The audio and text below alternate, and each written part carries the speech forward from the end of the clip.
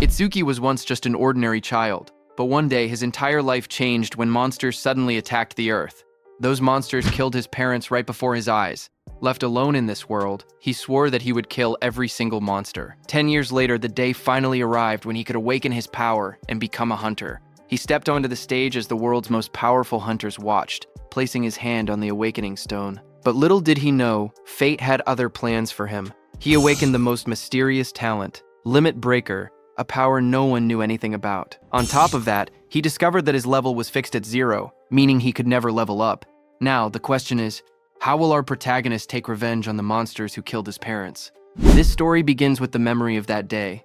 Countless eerie black monuments fell from the sky. They dropped through the clouds one after another, their shadows covering the city below. Strange glowing spheres and lightning-like energy swirled around them as they descended.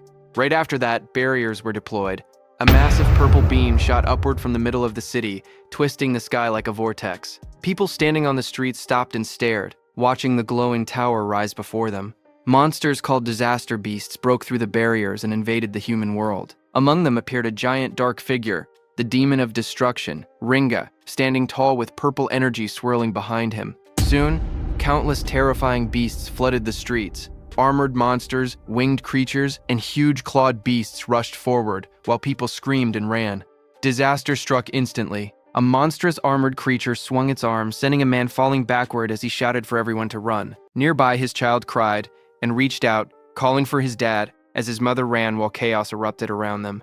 Across the streets, different beasts attacked from all directions. A winged creature swooped down, a burrowing beast erupted from the ground, and blue-flamed monsters charged toward the fleeing civilians. Bodies fell on the road as the destruction spread, and the entire area was swallowed by panic. The armored monster rushed forward with blue flames bursting around its body. Its jaws opened wide as it roared, blue light flashing in its eyes. It shot a swirling vortex of blue flames toward a woman who ran away, holding a child tightly against her chest. The flames spread across the road as the monsters closed in. That woman was caught by the blue flames and threw her child ahead.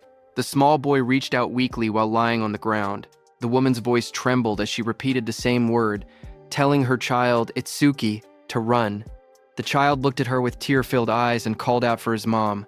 Just then, suddenly, someone shouted Itsuki's name again. A drop of sweat slid down a boy's face as the voice echoed. In the next moment, the scene returned to the present.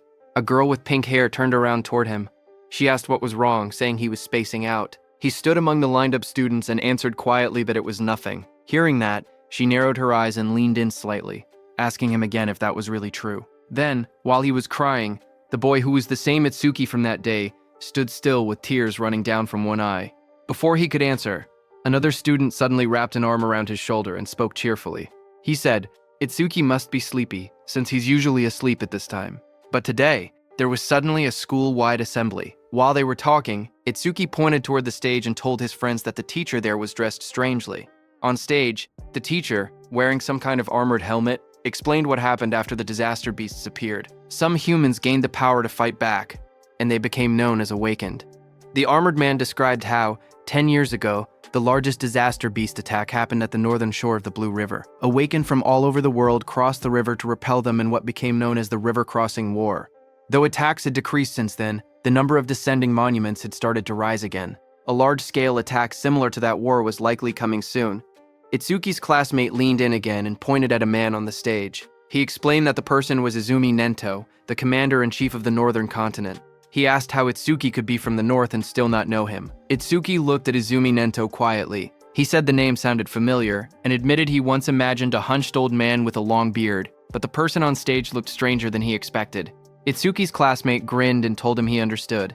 But despite the odd appearance, Izumi Nento was the first awakened. It was thanks to him that humanity knew about the monuments and the disaster beasts. Itsuki's friend spoke excitedly, saying that this man was the strongest awakened. He added that even Teiwa Jin, known as the light of humanity, was his student. The scene shifted back to the armored man as he explained that recent research showed even ordinary people who had not yet awakened had a chance of gaining power by touching a monument. Izumi Nento stood on the stage, his long cloak spreading like black flames. He told the students he had come to let them try to awaken. He urged them to devote themselves to the fight against the disaster beasts.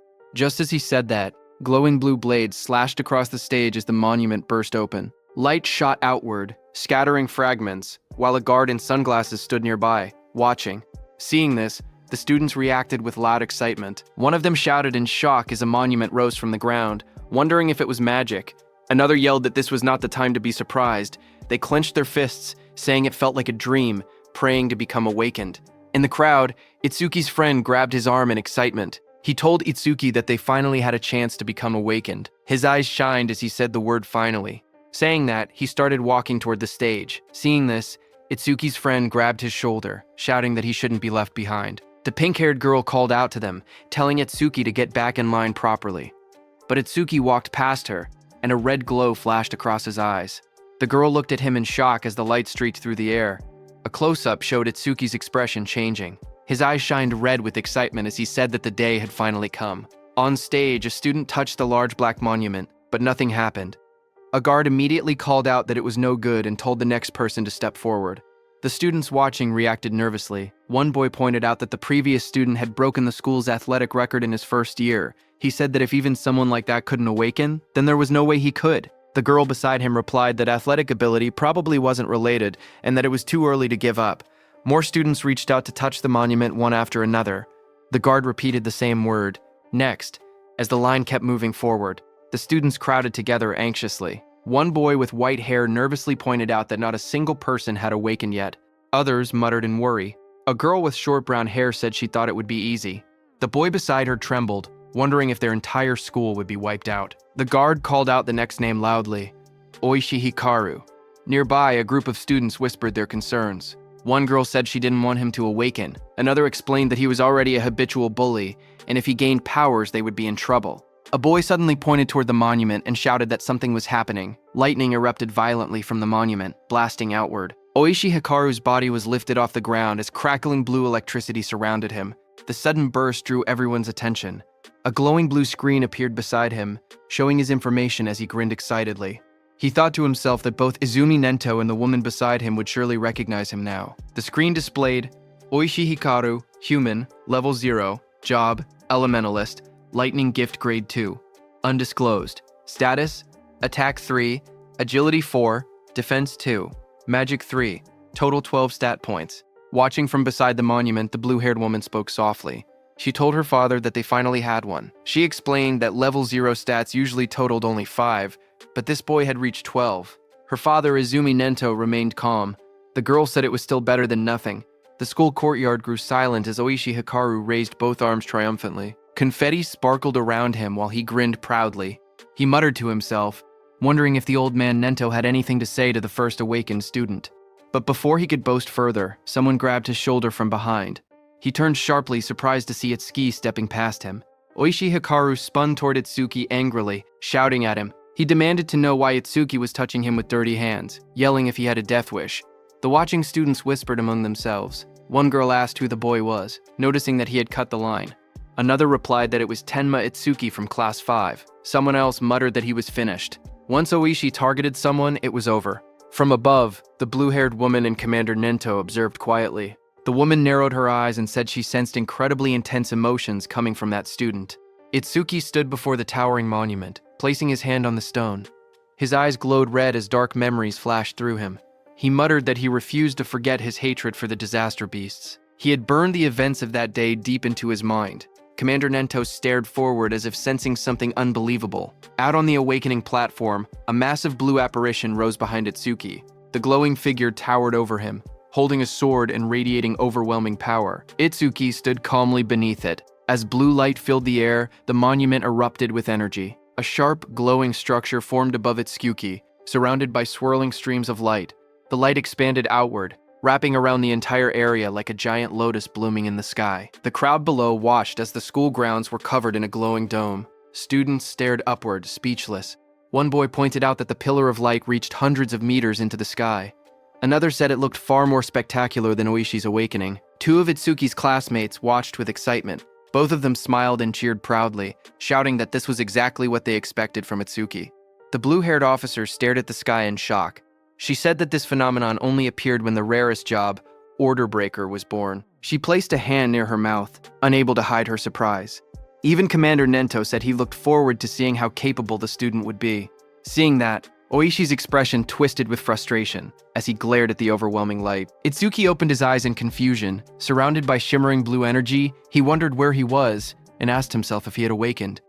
Looking around, he found himself sitting cross-legged in the center of a massive glowing lotus made of light.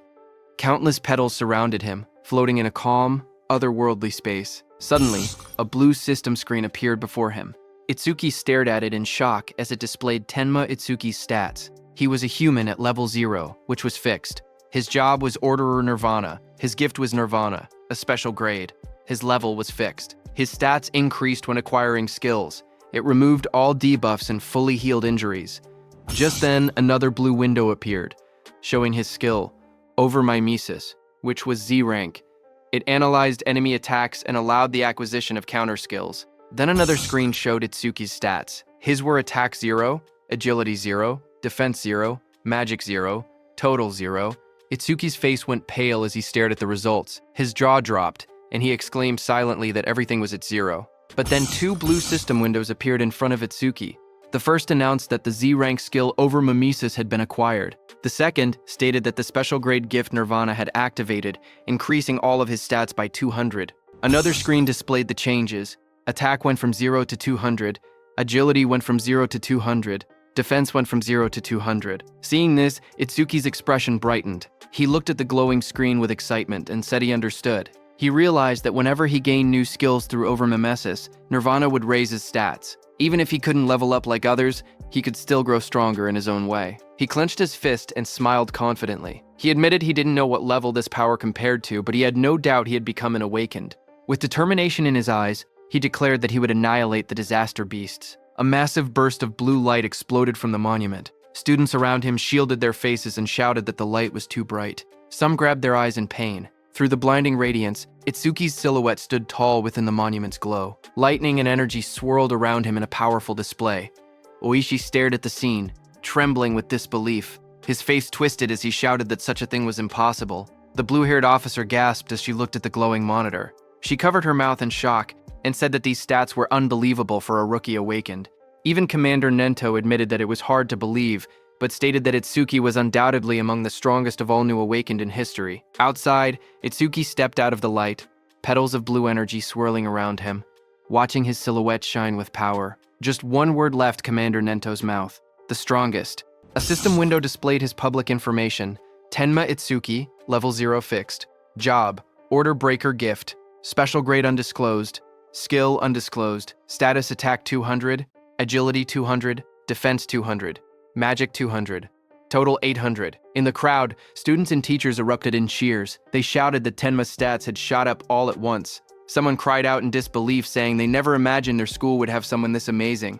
An older teacher yelled that this feat would go down in school history. But among the cheering crowd, Oishi trembled with rage. Lightning crackled around him as his eyes glowed red. He clenched his teeth and glared at Itsuki, furious that the cheers he believed should have been his were now stolen away. Oishi's rage exploded as lightning surged across his body. He shouted that a loser like Itsuki should stay a loser. Students around him backed away as sparks crackled through the air, their faces tense with shock. Electricity flooded the entire hall, and Oishi stepped forward with a crazed expression. He declared that he would eliminate Itsuki using his newly acquired skill. Above the crowd, Itsuki stood calmly, staring down from the top of the monument as lightning scattered below him. Itsuki clenched his fist as a blue system window appeared. The screen displayed C-rank skill, Silver Serpent, detected. Overmimesis activated. Itsuki's eyes sharpened as multiple blue panels began processing. The analysis started at 27%, then climbed quickly. 57%, 69%, and rising while lightning flickered around him. Itsuki made his move and jumped with lightning speed. The floor cracked under the impact as the lightning slammed down. Students gasped when they looked up and realized something was wrong. One girl asked where Itsuki had gone. Another student said they saw a flash of electricity, and then Itsuki suddenly vanished. Oishi looked around in confusion, wondering where Itsuki was. A glowing blue window reached 88%, as Itsuki appeared behind Oishi like a shadow wrapped in lightning. His eyes shone with a blinding horizontal beam. Oishi froze in terror. Sweat poured down his face as he realized Itsuki was behind him. He panicked, unable to move. Itsuki placed a hand on Oishi's shoulder. His voice was cold as he told Oishi to consider himself lucky for being born human. He added that if Oishi were a disaster beast, he would have killed him about 100 times already. Oishi trembled uncontrollably, fear tightening his entire body. Moments later, Itsuki casually stepped forward, while Oishi collapsed onto the ground. Another student shouted in shock, asking when Itsuki had moved behind him. Someone else laughed nervously, saying Oishi must have been so scared his legs gave out. Another warned them to be quiet before Oishi heard them. A new panel floated above Itsuki, showing 94%, then rising quickly. Blue energy swirled around him as the progress reached 99%. Itsuki glanced at the glowing screen and commented that maybe the analysis was fast because it was only a C-rank skill. The display turned pitch black and flashed. Analysis progress, 100%. Lightning exploded around him as a new message appeared, saying C-rank skill Thunderbreaker required. Itsuki stood in the center of the crackling blue electricity, his body glowing as the newly gained power wrapped around him like living lightning. The students watched nervously as the light began to glow again. One of the boys stared in shock, saying it was happening once more. Another student, wearing sunglasses, adjusted them with a grin, saying it was a good thing he had brought them. Inside the glowing space, Itsuki appeared sitting calmly with a thoughtful expression. He realized that every time an analysis finished, he was forcibly brought into this strange place. In front of him, the system windows appeared, stating that the analysis of Silver Serpent was complete and the skill Thunderbreaker had been acquired. Another window opened, showing the description of Thunderbreaker Level 1. The skill allowed him to absorb C-rank and lower lightning attacks into his body. When releasing the absorbed lightning energy, his agility would increase by 50%. It also had a passive effect. Each time he absorbed a C-rank lightning attack, his agility would permanently increase by 5%. Another message added that all his stats had increased by 10. All debuffs were removed, and his injuries were fully healed. Outside, the students shielded their eyes as a massive burst of blue light exploded from Itsuki's body. The lightning wrapped around him in swirling arcs as he stood in the center of the arena steps. The electric pressure pushed outward, and the crowd instinctively stepped back or covered their faces. Someone shouted that Itsuki was now cloaked in lightning from head to toe. Another student panicked, saying Itsuki's lightning was even brighter than Oishi's. Oishi, who had attacked him earlier, stared with trembling eyes, unable to believe how Itsuki had learned a skill like that. Itsuki's body glowed intensely as the system displayed his rising stats. It showed each attribute increasing: attack, agility, defense, and magic, all rising from 200 to 210, bringing his total from 800 to 840. Just then, the students looked up at the sky in confusion. One of them said it had been sunny just a moment ago. Another asked if it was rain. A third student lifted his hand, trying to feel the drops, when someone suddenly shouted that something was falling. A dark, coffin-shaped object wrapped in lightning descended from the stormy clouds. The rain poured harder as it crashed down toward the school grounds. The woman with blue hair and glasses saw it and shouted in shock, calling it a monument. She questioned why it had appeared here of all places. Commander Nento quickly announced that the school-wide assembly was canceled and ordered everyone to evacuate outside the school grounds. Just like in their drills, he realized that there was no doubt the target was him. The woman turned to Commander Nento and told him that they should escape too, since combat wasn't their specialty. But Commander Nento beside her shook his head. He warned that if they ran, everyone else would panic. He pointed ahead, telling her to look, because the boy standing there was calmer than both of them. Ahead of them, lightning exploded around the descending object. Students ran in all directions, fleeing in fear.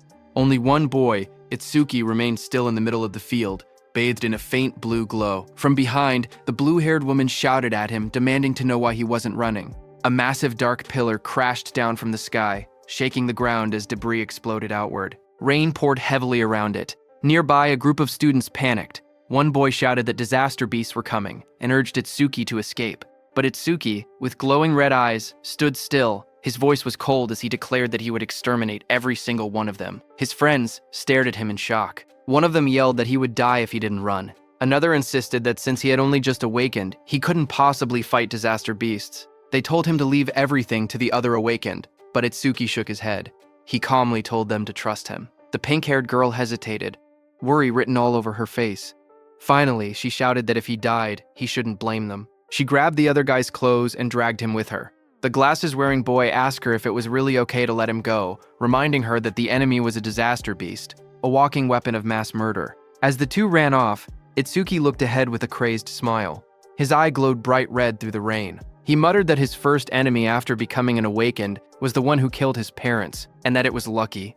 Lightning curled around him as he stepped forward. A glowing panel appeared beside him, displaying the status of the creature before him. It was Skeleton Soldier 10369, Level 8, Gift Grade 2, Defense increases by 100%. If the enemy's attack exceeds its own defense, the gift becomes invalid. Skill, Bonefire, B rank. Its stats were Attack 15, Agility 10, Defense 120 plus 120, Magic 30, total 295. The skeleton soldier stood covered in blue flames as Itsuki faced it head-on. A surge of lightning wrapped around Itsuki's arms as he tightened his stance. His red eyes glowed sharply while he wondered whether he should test the skill he had just acquired. In the next moment, he charged forward, electricity exploding around his body. Blue lightning trailed behind him as he rushed toward the flaming skeleton beast on the field. The two forces collided, sparks scattering through the rain. The skeletal beast swung its arms to punch, but Itsuki dodged. Then Itsuki swung his electrified fist with full force, shouting that he would not let anyone else die. His punch struck the creature's chest, and a violent burst of energy erupted. The impact sent the disaster beast flying across the field, smashing through the school building. The ground trembled as debris scattered in all directions. Students watching from afar stared in shock. One student said Itsuki's strength was too overwhelming, and that maybe they didn't need to run anymore. A female student was stunned, seeing how the impact had blasted the monster away in a single hit. The blue-haired inspector stared at the ruined wall, stunned that a rookie who had just become awakened could send a level 8 disaster beast flying with only one blow. Heavy rain poured down as Commander Nento watched from a distance, thinking to himself that Itsuki's speed and power were on a completely different level from other level zeros. But even then, he believed that defeating a skeleton soldier was impossible. He explained that skeleton soldiers had two troublesome abilities. The first was a gift that increased their defense. The second was a terrifying skill called Bonefire, a flame that burned anything it touched into ash. Blue flames erupted violently across the field, spreading like a wave toward Itsuki. The students gasped as the fire surged forward. Itsuki's friends cried out in fear, shouting Itsuki's name. Oishi stepped forward with a crazed smile, yelling that the fool who didn't know his place would just burn to ash. Meanwhile, glowing screens appeared in front of Itsuki. A system message informed him that the enemy was using Bonefire. The analysis began, first at 1%, then rapidly accelerating. As the blue flames engulfed him, more screens appeared. 25%. Itsuki stood firmly inside the blazing Bonefire, surrounded by data streams. He calmly observed that the analysis speed increased whenever the enemy's skill struck him. The blue-haired instructor watched with widening eyes. She said that even a level 10 awakened wouldn't stand a chance if they took a direct hit.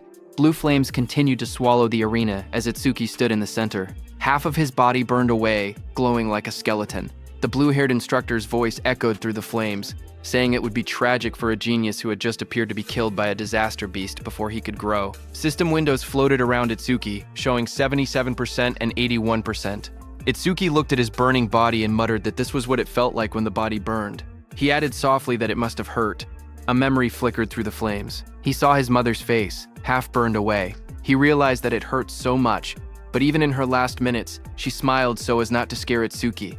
Commander Nento peered out with a sharp gaze, wondering if Itsuki hadn't used his full power yet. The blue fire swirled violently as the progress bar climbed. Itsuki's skeletal hand tightened, and he said that once the analysis was complete, the enemy was finished. The system window flashed.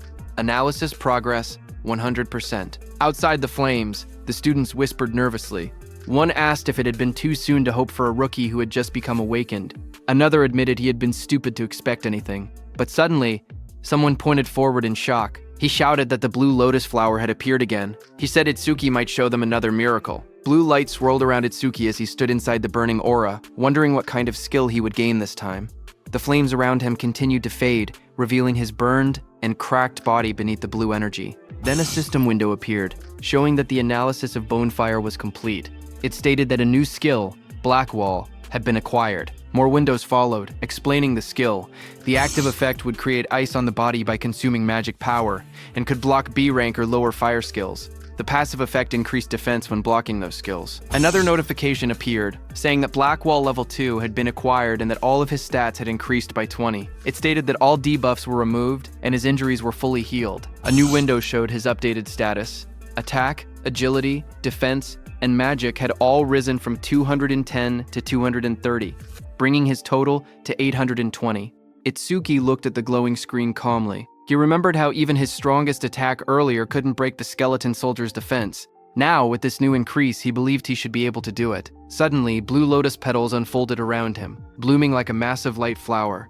Itsuki stood at the center, his body surrounded by shining energy. The students watching gasped in shock. One of them cried out in relief, saying, "Itsuki is alive!" Others cheered loudly, convinced that he would succeed. Someone pointed out that a full recovery like this was practically a miracle. The blue-haired instructor stared in shock as she watched the scene unfold. She wondered aloud if Itsuki had a self-healing skill. She had seen him use a lightning element skill earlier, so she couldn't understand how he was recovering. Commander Nento was also shocked. He remembered that order breakers were considered the most mysterious job, but even among them, Itsuki seemed uniquely strange. Meanwhile, Itsuki stood in the center of the glowing lotus petals. His body had recovered completely. Not a single injury left. Blue fragments drifted around him as he looked down at his restored form. Itsuki whispered in disbelief, saying it was a perfect recovery. He wondered whether he would heal even if his limbs were cut off, or if his brain was destroyed. He admitted he was curious about the limits of his self-healing. Suddenly, the skeleton soldier roared, its armor burning with blue bonefire. The flames surged violently as the monster charged forward. Itsuki turned calmly, raising his arm as black spikes spread across his skin. The blue flames rushed toward him. His entire body became engulfed in the fire, but he stood unmoving within it. Moments later, his silhouette appeared again through the blaze.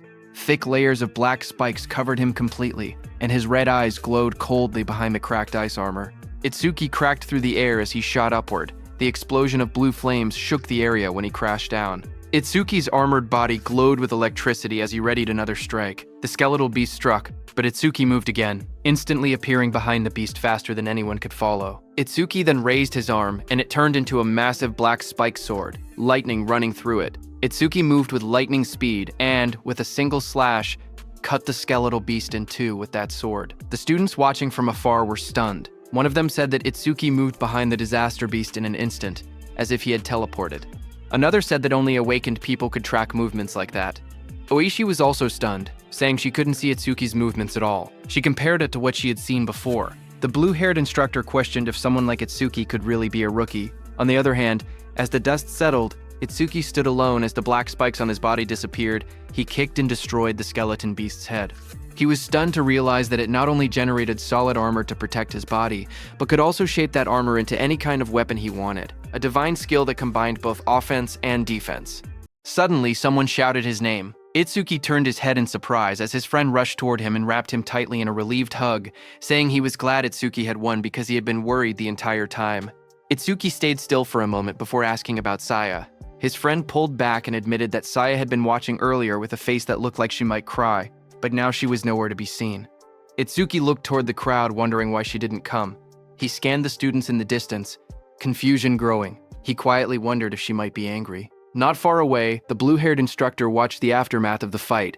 She spoke seriously, noting that for a boy to defeat a skeleton soldier, something even a level 10 awakened would struggle against, was unbelievable. Commander Nento called the blue-haired instructor Choa and told her to stay and assist with the cleanup. He also told her to deliver his message to the principal, that he would be taking Itsuki with him. On the other hand, Itsuki's friend patted Itsuki's hand, saying there was no way Saya would be angry after he won. He guessed that Saya was probably scared of falling behind Itsuki, so she might have gone to touch the monument instead. Itsuki lowered his gaze slightly and murmured that he hoped that was the case. Just then, a voice called out to him, asking if he was Tenma Itsuki. Itsuki turned and noticed someone approaching. Commander Nento, wearing a long cape, stood before him. Itsuki looked up at him in silence. People watching from a distance began whispering among themselves. They saw that Izumi Nento, a famous figure, was talking directly to Itsuki. Some wondered if he intended to take Itsuki as a student. Others doubted it, saying the only person Commander Nento had ever accepted as a student was Teiwajin, humanity's strongest. They insisted that no matter how strong Itsuki seemed, something like that wouldn't happen. Itsuki's friend stepped away nervously and said he would go look for Saya. Commander Nento then looked down at Itsuki and spoke calmly. He told Itsuki that he was quite special. Itsuki looked at Commander Nento and repeated the words softly, asking what he meant by calling him special. Commander Nento observed Itsuki closely and saw dark energy gathering around Itsuki. He told Itsuki that his heart seemed filled with anger and hatred. Itsuki stood in the darkness, a glowing light shining across his eyes. Commander Nento then stepped forward and said that he wanted to know the reason behind that hatred. Itsuki finally spoke, explaining that 10 years ago his parents were killed by disaster beasts while trying to protect him.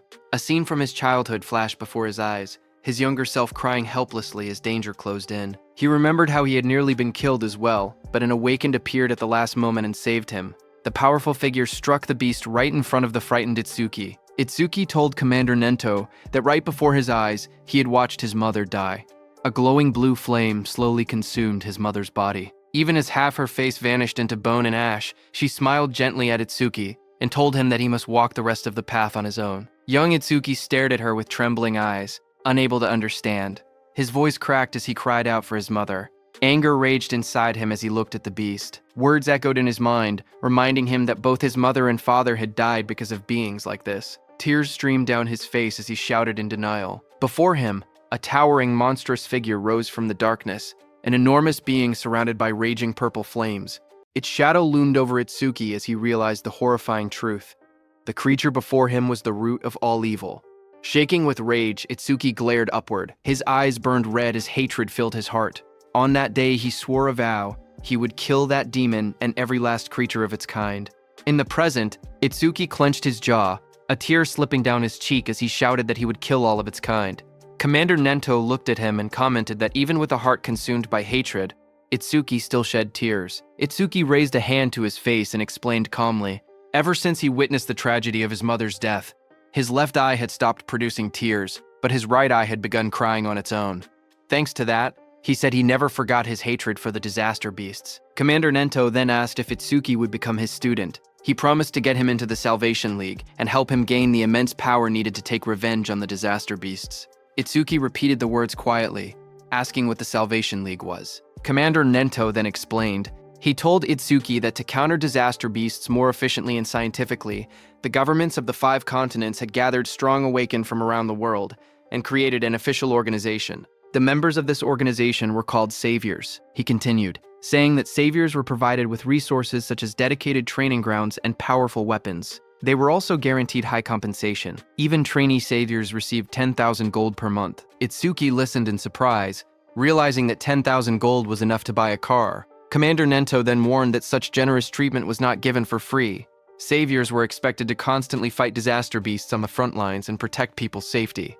Itsuki stood shirtless, his expression calm as he spoke. He said that he did not care about high pay or special resources. What mattered most to him was something else. Determination filled his eyes. His gaze sharpened as he clenched his fist. He declared that what mattered most was fighting disaster beasts on the front lines. With unwavering resolve, he announced that he wanted to become a savior as well. Commander Nento then explained the process. He said that the Salvation League held an exam every February known as the National Salvation League Tournament, with more than 10,000 participants. Each contestant earned points based on performance, but only those who ranked within the top 100 were allowed to become saviors.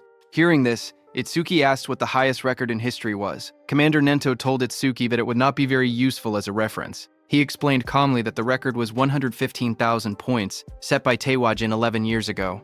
He added that passing required only 30% of that score, while securing first place required at least 50%. Itsuki silently recalled the name Taewajin, the strongest awakened, known as the light of humanity, the one Rikaru had mentioned.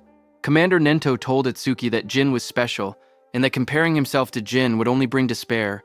But even so, Itsuki should still have confidence because he believed Itsuki could one day stand shoulder to shoulder with Jin. Itsuki stood shirtless on the training ground, his expression steady. With unwavering determination, he declared that he would surpass Taewajin. Hearing those words, Commander Nento's eyes widened inside the helmet. Reacting with surprise, he remembered something from the past, a time when he had stood with Taewajin and told him that he had become incredibly popular. The younger generation was trying to follow in his footsteps, but Taewajin warned that following alone would never win the war against the disaster beasts. Someday, someone would surpass him, just as a new sunrise replaces the setting sun. Taewajin said that he looked forward to that day, seeing Itsuki's resolve.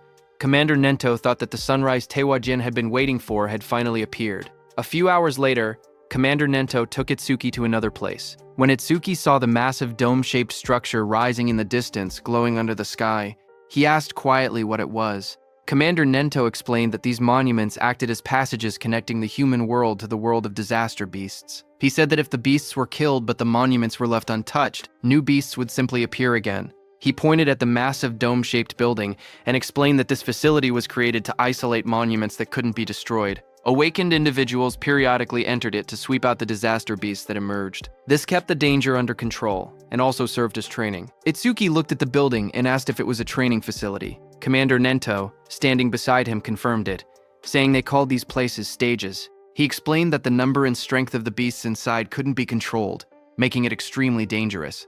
Commander Nento told Itsuki that the beasts in this specific stage were especially strong.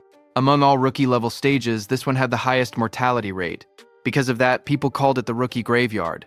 He told Itsuki that when Jin was still a rookie, he had cleared this deadly stage in 3 minutes and 14 seconds. Commander Nento turned to Itsuki and said that if Itsuki truly intended to surpass Jin, then 3 minutes would be his limit. As Itsuki walked toward the giant facility, Commander Nento told him that if he could clear the stage within 3 minutes, he would accept him as his student. Hearing that, Itsuki's eyes sharpened with determination. He wanted to surpass Jin and become Commander Nento's student. People in the lobby turned their heads when they saw a familiar figure. Someone pointed and said that Mr. Izumi had arrived.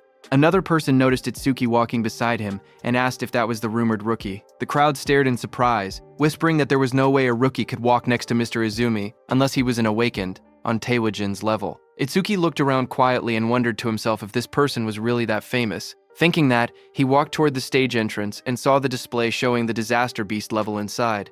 Level 10. He noted that it was only 2 levels higher than the skeleton soldier he had faced earlier, and wondered how strong that really was. But what surprised him more was that even though several people were gathered nearby, none of them seemed prepared to enter the stage. He wondered why that was. Someone nearby muttered that the rookie looked way too confident and assumed that a high-level awakened must be accompanying him. Another wished they could be taken along too, while someone else joked that the rookie probably came just to flirt with the receptionist, saying that with a decent face he was getting cocky. At the counter, the receptionist approached him with a polite smile. She asked if he wanted to enter the stage and how many challengers there would be. He calmly replied that it would be just him. Hearing that, the area fell silent as the receptionist stared at him across the counter. Suddenly, she leaned forward and yelled angrily. She told him not to make unfunny jokes and asked if he was messing around. She warned him that if he was just there to hit on her, it was pointless. She explained that even if the place was an artificial stage, it was still dangerous. People could get hurt or even die. Itsuki stared at her in confusion, wondering what she was even talking about.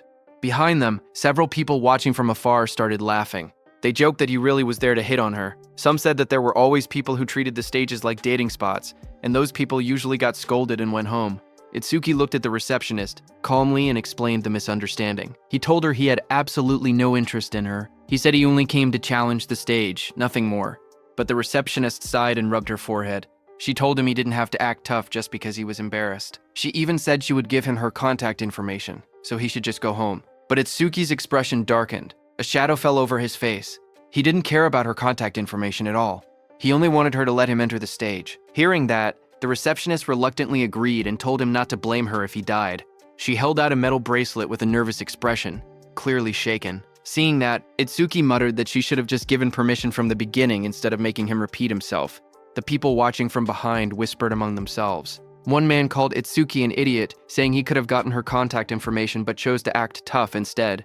Another pointed out that a level 0 rookie challenging a level 10 stage was basically suicide. They guessed he would run out in less than a minute. Someone else noticed how confident he looked and wondered if he might succeed since he also had a special grade gift. But another person reminded everyone that for awakened people, gifts were just bonuses. The most important thing was level. No matter how special the gift was, it meant nothing if the level was low. On the other hand, standing in front of the gate, Itsuki checked his bracelet. He said that his personal information was registered on it, so scanning it would let him enter. A glowing screen appeared above his hand, confirming entry by awakened Tenma Itsuki has been approved. Itsuki stretched his hands forward and took a breath. He reminded himself that the promise was within 3 minutes. Then he said it was time to begin. A bright digital timer appeared showing 0:01 in green numbers. And just as the gate opened, Itsuki moved with explosive speed. Red energy surrounded his body as he dashed forward, his eyes glowing sharply. He looked around and noticed the vast area. He thought that the interior space was much bigger than he expected. As he ran across the grassy field toward a tall black tower, he told himself that it was his first time entering a stage, even if it was an artificial one. Suddenly, Itsuki noticed a creature rush in and said that it was coming.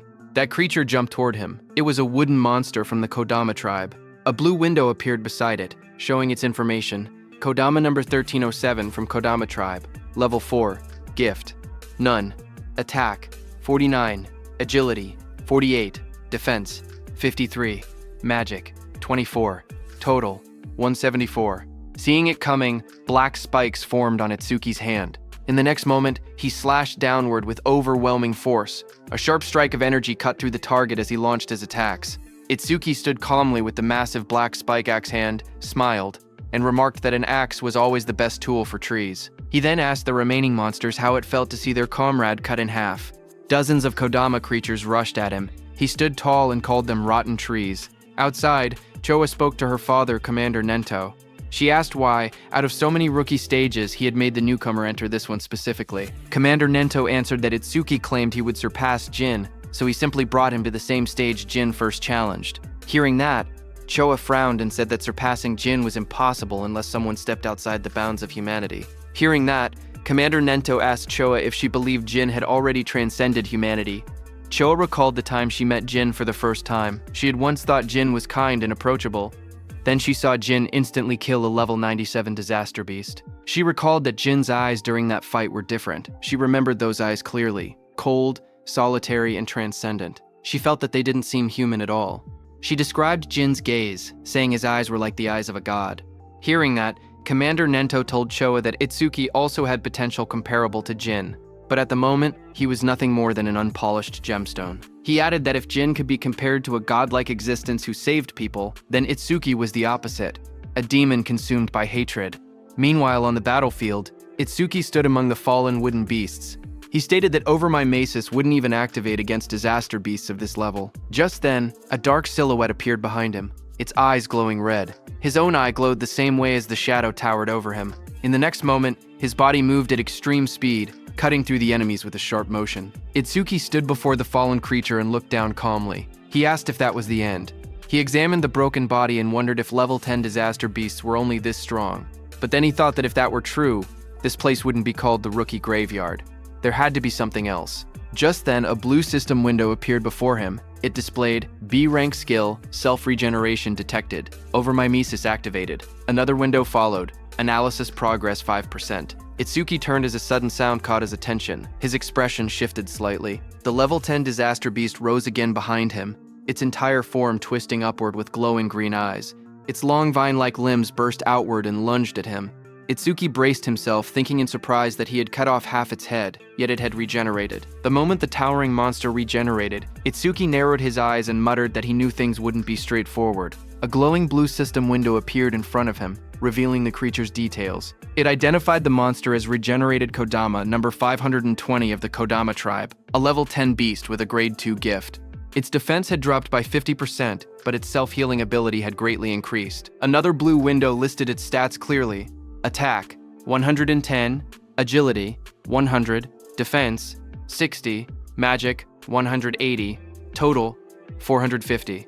As the creature's roots and branches whipped wildly, Itsuki tightened his fist. A system alert flashed. Black Wall activated. The next second, his hand was covered by black spikes cutting through the roots. Itsuki jumped at the monster. While dodging the monster's attacks, he quickly analyzed the situation. He realized the beast couldn't regenerate if he damaged it fast enough. He told himself that he had to deal massive damage in a short amount of time. The analysis window appeared beside him. Itsuki smashed forward with his armored arm, splitting through the Kodama's defenses as sparks and debris burst around them. His eyes glowed red as he moved like a shadow slicing through the forest of wooden limbs. Each step sent shockwaves across the ground, and each strike pushed the progress window higher. Itsuki surged forward again, his blade-like arm shining with a cold blue light. Then he shot upward before crashing down like a falling spear, splitting the monster's giant body in half. Light from his attack cut straight through the Kodama, illuminating the entire battlefield. The towering creature's body split down the middle, a glowing crack running from its head to its torso. Its golden eyes shone through the gaps as its massive frame began to fracture. Itsuki watched with sharp red eyes, a grin forming on his face. He said he wasn't done yet. He said he would mince the creature completely so it wouldn't regenerate. In the next moment, he raised both arms. A blinding vertical slash of light tore downward, cutting the giant monster clean in half. Cuts spread across the creature's body, and the wooden shell shattered into countless pieces. The fragments scattered through the air, glowing faintly before breaking apart completely. As the dust settled, Itsuki lowered his arm and exhaled. He said, "This should be enough." He added that using Black Wall for so long was draining his magic. But before he could rest, vines and roots twisted together again in front of him. The wooden creature's form surged upward with glowing yellow eyes, rising from the remains and preparing to attack. The glowing display in front of Itsuki showed 60%, but the fight still raged on. Wooden tendrils whipped toward Itsuki as he moved between them with sharp, fluid steps. He glanced back with an annoyed expression, thinking that even after all of this, the monster still refused to die. He quietly muttered that it was becoming a real pain. The attacks continued to strike from every angle. As he dodged, he noticed something important. Every time the monster regenerated, overmimesis analysis speed increased. His eyes narrowed. That meant the longer this continued, the faster the analysis would complete. He realized he needed a new approach. He decided to cancel Blackwall to conserve his remaining magic, and instead rely on Thunderbreaker to avoid the attacks while keeping his distance. Continuing this pattern until the analysis finished would be the winning strategy. But there was a problem. He didn't have much time left before the 3-minute limit ran out.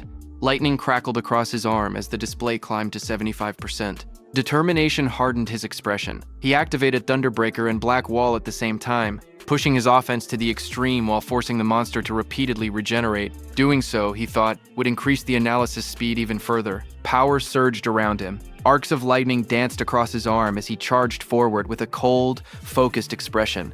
The creature's wooden body split down the middle, its golden eyes glowing through the cracks. Electric sparks flashed violently as he fought. If overmimesis failed when his magic hit 0, he knew he would die right there. The percentage rose to 80%, then 85%, as he forced his body forward through the storm of wooden strikes.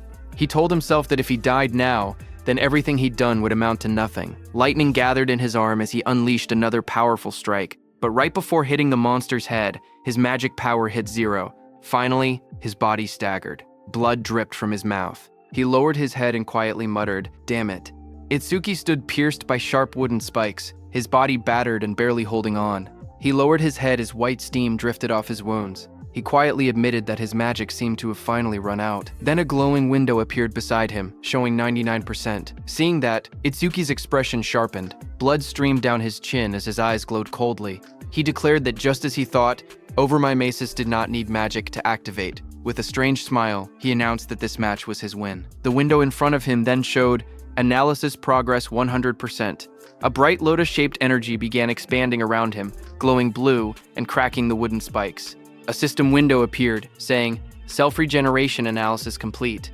Lotus burst acquired." The lotus continued to bloom outward, pushing everything away as more spikes shattered. Another window displayed the details. Lotus burst level 2, active effect. Consumes magic to deal explosive damage to enemies within a 5-meter diameter. Power scales with magic consumption. Passive effect. Each time Lotus Burst defeats a living creature of level 1 or higher, all skill ranges increase by +1%. The Lotus opened fully. A pink glow surrounded Itsuki as his wounds rapidly healed. Another window appeared. Lotus Burst level 2 acquired. All stats +20. Remove all debuffs and fully heal injuries. The monster watching him narrowed its glowing yellow eyes. A final window appeared. Lotus Burst activated. Itsuki brought his hands together and clapped. A burst of force erupted instantly, followed by a roaring explosion of flames that engulfed everything in front of him. A blazing wave swept outward, and the monster's shadow shot through the smoke and sparks. When the flames settled, he stood there with blood running down his cheek, his hand still extended from the technique he had just used. With a calm breath, he looked ahead and said that Lotus Burst wasn't bad. Smoke rose around the scorched crater at Itsuki's feet. As he examined the destruction, he noted that using only a third of his magic produced this much power, and sweeping away weak disaster beasts would now be far easier. But he admitted he never expected overmimesis to restore magic that had already reached 0. As he stepped forward, something on the ground caught his attention. He stopped, staring at a glowing green crystal beside him, and quietly asked what it was. Meanwhile, outside, the receptionist stared anxiously at the bright red screen. She said that almost 3 minutes had passed since the rookie Itsuki went inside, yet there was still no sign of him coming out. She pointed at the display where the status window showed, "Challenge in progress. Stage level 10. Challenger, Tenma Itsuki. Time used, 2 minutes 09 seconds. Seeing this, she nervously added that they should call the rescue team quickly. Choa adjusted her glasses and spoke calmly. She said she didn't think Itsuki would lose to level 10 disaster beasts, but clearing the stage within 3 minutes seemed impossible. Her sentence trailed off as silence fell between them, but suddenly a new message appeared on the large screen, saying, "New record achieved." Seeing that, everyone in the hall froze. Shocked whispers spread through the crowd. One woman stepped forward, staring at the green screen in disbelief, whispering, "No way." Choa widened her eyes. She asked aloud how Itsuki managed to clear it, unable to believe what she was seeing. And the most shocking thing was that even 3 minutes hadn't passed. A final notification flashed brightly on the monitor. Challenge success. Stage level 10. Challenger Tenma Itsuki. Time used, 2 minutes 14 seconds. Stage clear record updated. The room fell silent as everyone stared at the unbelievable result. The leaderboard screen displayed the results. It showed first place belonging to Tenma Itsuki with a clear time of 2 minutes 14 seconds. Second place belonged to Taewajin, who cleared it in 3 minutes 14 seconds. Third place was Heaton Sho with a time of 7 minutes 17 seconds. Just then, Itsuki came out of the gate, his clothes torn and stained with green liquid. Around him, people reacted in shock. One person exclaimed that Itsuki had really survived, asking whether the green liquid on him was disaster beast blood. Another shouted that Itsuki was a full minute faster than Taewajin. Someone else pointed out that the beasts inside were level 10 disaster beasts and couldn't understand how a level 0 rookie managed it. Another voice added that there was no way a level 0 rookie should have survived. As Itsuki stepped forward, someone began to speak, saying, "Mr. Izumi is coming." Izumi Nento turned toward Itsuki, who asked him if he could now officially receive Commander Nento's guidance. Itsuki looked at him with a faint smile and addressed him as teacher. Commander Nento responded with pride, saying that Itsuki had done well, just as he expected from his student. Standing nearby, Choa watched quietly. She wondered if her father was happy, saying she hadn't seen this expression from him in a long time. In the crowd, people continued whispering. One person shouted in disbelief that Itsuki was actually Izumi Nento's student. Another said it was no wonder he could break Taewajin's record. But someone else added that even if he truly was Izumi's student, as long as his level didn't increase, there would be no room for growth. Just then, the receptionist came forward nervously with a decorated box in her hands. She explained that it was a gift for breaking the record and asked Itsuki to accept it. Her expression softened as she apologized for the rude things she had said earlier. Itsuki looked surprised as he received the box, asking if he truly got something for his achievement. He said that it was fine because a level 0 rookie challenging a stage like that really did seem reckless. He added that he was a complete stranger to them and it wouldn't have mattered to anyone if he had died. But since she tried to stop him, it proved she was worried. Hearing that, the receptionist blushed deeply. She stuttered as she insisted it wasn't like that. Itsuki simply thanked her, which only made her blush even harder. Not far away, Choa called out, telling Itsuki that she was leaving and not to lag behind. She tightened her glasses, annoyed, and warned him not to get cocky just because he had become her father's student. Itsuki straightened up and replied quickly, agreeing. Then Commander Nento beside Choa studied Itsuki and commented that a stage of this level now seemed too easy for him. He suggested raising the difficulty. He continued, saying that Itsuki should be able to challenge advanced stages now. Itsuki looked at him, surprised, and repeated the words, "advanced stages."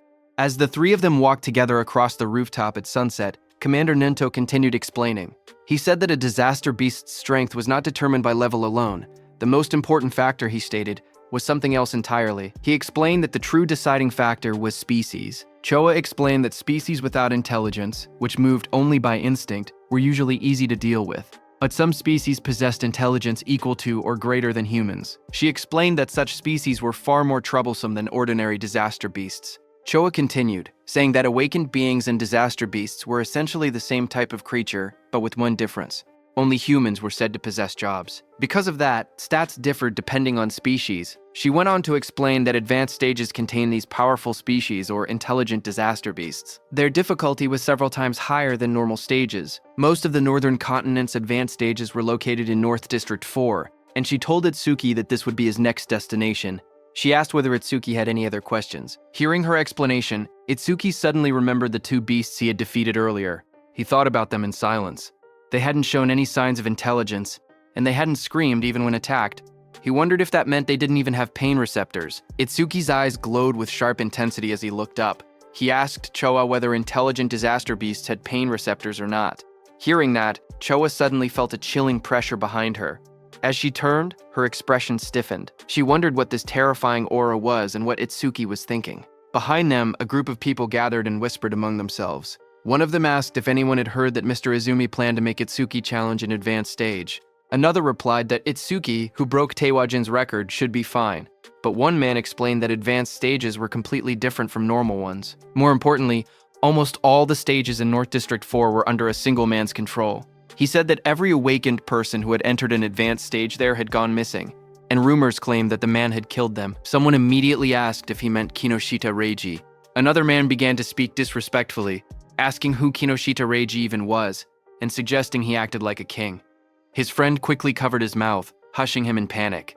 He warned him that he would be killed too if that man heard him. After all, he said, that man was the son of the North District 4 governor, Kinoshita Reiji. The scene shifted to a luxurious room. A young man lounged confidently while servants stood around him. He was the infamous Kinoshita Reiji. A subordinate asked him when he would be departing. Kinoshita Reiji smirked as he answered. He said that all the stages in North District 4 were under his control, so he would go whenever he wanted.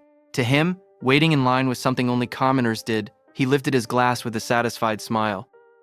After they left that spot, Itsuki opened the small, ornate box. Inside, a shining stone rested on a red cushion. The three of them sat together beneath the shade of the trees, as Itsuki gazed at the stone and murmured that it was from that time. Hearing this, Commander Nento, who was beside him, asked if he had seen a karma stone before. Itsuki nodded and calmly explained that after defeating the disaster beasts inside the stage, something identical to this had dropped. Then he paused and added that there was a slight difference. He took out a green crystal, stared at the one in his hand, and said the color was green, but something about it wasn't the same. Upon hearing that, Choa's eyes widened in shock. She exclaimed that it was an intermediate karma stone appearing inside a beginner stage. She stepped closer, adjusting her glasses to get a better look. Itsuki asked what exactly a karma stone was. Choa turned to him and began explaining. She reminded him that he had been a rookie. She said karma stones were also called experience stones. She explained that when a disaster beast or an awakened being died, karma, an invisible energy similar to experience points, emanated from its corpse. Absorbing this energy increased a person's level. In other words, a karma stone was an object that contained karma. A figure glowing with energy appeared in her explanation, demonstrating how someone could use a karma stone to absorb the karma inside. She continued, saying that karma stones did not occur naturally, which made the situation strange. Choa wondered aloud why such a stone had appeared in that stage. Beside her, Commander Nento quietly said it was probably because of Itsuki's gift. Hearing this, both Itsuki and Choa looked confused and asked again about the so-called gift. Commander Nento explained that normally the karma of a defeated enemy would be absorbed by the one who killed them, yet, even though Tenma had defeated 2 disaster beasts, he never leveled up. That meant the karma had not been absorbed. He added that manifested karma never disappeared without a reason. He continued, saying that if his speculation was correct, the karma of the disaster beast that had attacked the school had been absorbed by the awakened individuals present, meaning the people standing there. He explained further that a stage was an enclosed space. Because Tenma was unable to absorb the generated karma and there was no other recipient inside, the leftover karma clumped together and formed a karma stone. Hearing this, Choa looked startled. She asked how Itsuki's stats increased if he truly could not level up. Upon hearing that, Commander Nento suddenly stood up and reminded Choa that an awakened person's gift was top secret and could not be disclosed. Startled, she apologized immediately. Commander Nento then turned back to Itsuki. He told him that he could choose whether to keep the karma stone or sell it. He added that he would be leaving soon for a commander-in-chief meeting of the 5 continents, and that during his absence, Choa would look after him. Before departing, he said there were several things he wanted him to remember. Commander Nento spoke calmly as he listed out the rules. He told Itsuki to keep their relationship confidential, then added the second rule, never disclose his gift to others. The third rule followed. Itsuki had to clear at least 6 advanced stages before the teacher returned. A fourth instruction echoed after that. He told Itsuki to do what he believed was right without hesitation, promising that no matter what happened, he would be behind him. Hearing this, Itsuki smiled with determination and answered, "Yes, teacher." At the same time, at North District 4, Flaming Rock Execution Ground, groups of students argued with suited guards blocking an entrance. One of them shouted that they had arrived first and demanded to be let in. The guards refused. They said the stage had been reserved by the Kinoshita family's son, telling everyone to go home. The students grew angry. One yelled that having money did not give someone the right to do whatever he wanted. Another pointed out that the privileged boy was not even there yet and insisted they should be allowed in first. Their frustration rose. One threatened to report the situation to the Awakened Guild, saying he did not care who the rich kid was. But before he could finish, a dark figure with glowing red eyes appeared behind them, cutting off their complaints. In the next moment, a powerful attack blasted forward.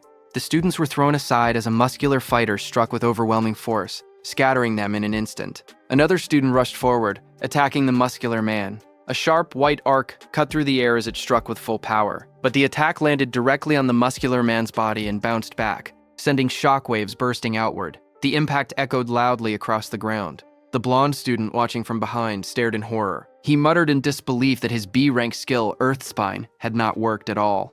The muscular man turned, his face shifting into a terrifying form with glowing red eyes and metallic markings. He shouted that the attack did not hurt or even itch. The blonde student trembled. He thought to himself that Earth Spine was a technique meant to pierce anything. He wondered if the man in front of him was actually a monster. Before the student could react, the monstrous man lunged forward and grabbed him, his red aura flaring violently as he towered over the frightened student. The muscular man smacked the blonde student's head. The blonde student slammed down violently. Blood burst from his mouth as his eyes rolled back, his body twisting from the impact. Around him, the spectators reacted in shock. They whispered that a level 7 and a level 8 student had been killed instantly without being able to defend themselves. They said the big guy was far too strong. Someone identified him as Oga Takeru, one of Kinoshita Reiji's 4 pillars and a level 12 gold elementalist. Hearing that, the crowd understood why things had turned out this way. Takeru held one of the defeated students by the neck and warned everyone. He said he would not forgive anyone who tried to enter the stage without Reiji's permission. If anyone resisted, he would treat them the same way he treated the 2 lying on the ground. The other students watched nervously as Takeru lifted the struggling blonde student off the floor. The blue-haired student remained unconscious beside him. Takeru shouted that nobody should think about helping them. The group of bodyguards in suits stood nearby, laughing. One of them told Takeru not to go too far because the trash was watching. Another warned that if he kept beating weak students, the teacher would hear about it. Their laughter echoed through the area. Takeru only scoffed. He tossed the blonde student aside, with a flick of his arm, showing no concern at all. The injured blonde student collapsed forward, but before he could hit the ground, Itsuki caught him. Blood dripped from the student's nose as his body went limp in Itsuki's hands. Around them, the other students whispered in shock. One of them asked who the newcomer was and wondered why he did not listen when they told him not to interfere. Another panicked voice said that a level 0 person was definitely going to die. Someone else stared at Choa and muttered that the beauty beside him looked familiar. Not far away, Takeru glared at Itsuki. He shouted that nobody was allowed to pass without Reiji's permission. He warned that if Itsuki did not want to end up like the unconscious student, he should just go home quietly. Hearing that, Itsuki lowered his head slightly. He calmly said that he understood he would not be able to enter the stage unless he defeated this man. Beside him, Choa raised her hand, saying she would contact the North District 4 administrator because this kind of behavior could not be allowed. But Itsuki stopped her. His eyes glowed bright blue as he said it was not necessary. He repeated what his teacher had told him, that he should do what he believed was right without hesitation. He then turned to Choa again and spoke plainly. He said he would leave the treatment of the injured students to her. Then he turned to Takeru. As Itsuki stepped forward, a thought appeared in Takeru's mind. As he stared at him, he wondered who this man was. A status window floated beside Itsuki, showing his information. Tenma Itsuki, human, level 0, fixed job, order breaker, gift, special grade, skill, undisclosed. Status undisclosed. Seeing this, even though Itsuki was level 0, he stood firmly without any fear. Takeru wondered if Itsuki had a rare job that allowed him to stay calm like this. Takeru suddenly felt something strange. Even with his higher level, he felt pressured. He told himself that rare job or not, he was 12 levels ahead. The stat difference should not be something Itsuki could bridge. Another window appeared beside Takeru, showing his status. Oga Takeru, human, level 12, job, elementalist, gift, grade 2. After metallization, defense plus 50% in stationary state. Skill, metallization. Status, attack 110, agility 100, defense 250, magic 145, total 605. As Takeru stared, his expression changed. His eyes widened, and in the reflection of his pupil, he suddenly saw Itsuki rushing toward him at incredible speed. In the next moment, Itsuki's fist collided with Takeru's body with overwhelming force, sending a shock through the frame as the impact landed cleanly. The crowd watched in shock as 2 students stared ahead, sweat running down their faces. One of them exclaimed that the speed was unreal and wondered if Itsuki was really level 0. The other admitted that even though he was level 8, he was not sure he could keep up with that kind of movement. But as the dust settled, it was revealed that Itsuki's fist had struck Takeru's metal head, sending steam rising from the impact. Takeru had blocked the blow with his metallization skill, his face hidden behind the shining metal layer. Seeing this, Itsuki pulled back slightly, his eyes narrowing as he realized the strike had been stopped. Takeru then raised both hands, his arms transforming completely into polished metal. He looked down at Itsuki and commented calmly that the speed was good. Then he moved and lunged forward with overwhelming force, shouting that Itsuki's attack still lacked power. The floor shattered beneath him as debris exploded outward. Itsuki braced himself, analyzing the situation in silence. He thought about what it would take to successfully land a surprise attack on an enemy above level 10. As his body blurred into motion again, he concluded that he needed to further increase his agility using Thunderbreaker. Just then, a system window appeared. The display showed Tenma Itsuki's status. It listed him as a human at level 0 with a fixed job called Order Breaker. Nirvana Gift, a special grade ability. His Nirvana skills were shown: Over My Mace's Z rank, Thunderbreaker level 1, Black Wall level 2, Lotus Burst level 2. All of his stats, attack, agility, defense, and magic, were listed as 250, totaling 1,000. Then another screen appeared. It detected a C rank skill, Metallization. At the same moment, Over My Mises activated and began analysis. The progress bar rose to 1%. Itsuki crouched on the ground, watching his opponent.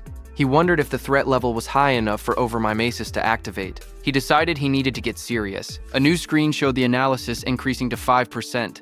Itsuki observed Takeru's metal-covered body in front of him and thought that normal attacks could not break through the metallized areas. He concluded he would have to aim for the parts that were still flesh. His foot slid across the ground as he accelerated, but Takeru looked at him and laughed, calling him a weakling with no power or speed as he raised his shining, hardened arms to counter. Itsuki tightened his gaze as he thought to himself that his opponent had let his guard down. Believing that the speed Itsuki had shown earlier was his maximum, his expression remained calm and focused, a faint glow of blue lightning beginning to trace along his body. Lightning wrapped around him as he prepared to accelerate. He readied his fist, and in that moment, he decided to increase his speed using Thunderbreaker. Across from him, Takeru widened his eyes in shock when he saw the lightning erupt. He shouted in disbelief, wondering how Itsuki possessed the lightning element. Before he could react, Itsuki surged forward, lightning crackling violently around him. Itsuki declared that he would not give him time to metallize. Itsuki continuously attacked Takeru. Dozens of blue screens appeared around them, showing percentages climbing: 25%, 59%, 66%, tracking the rapid progress of the attack. Spectators from the side watched in shock.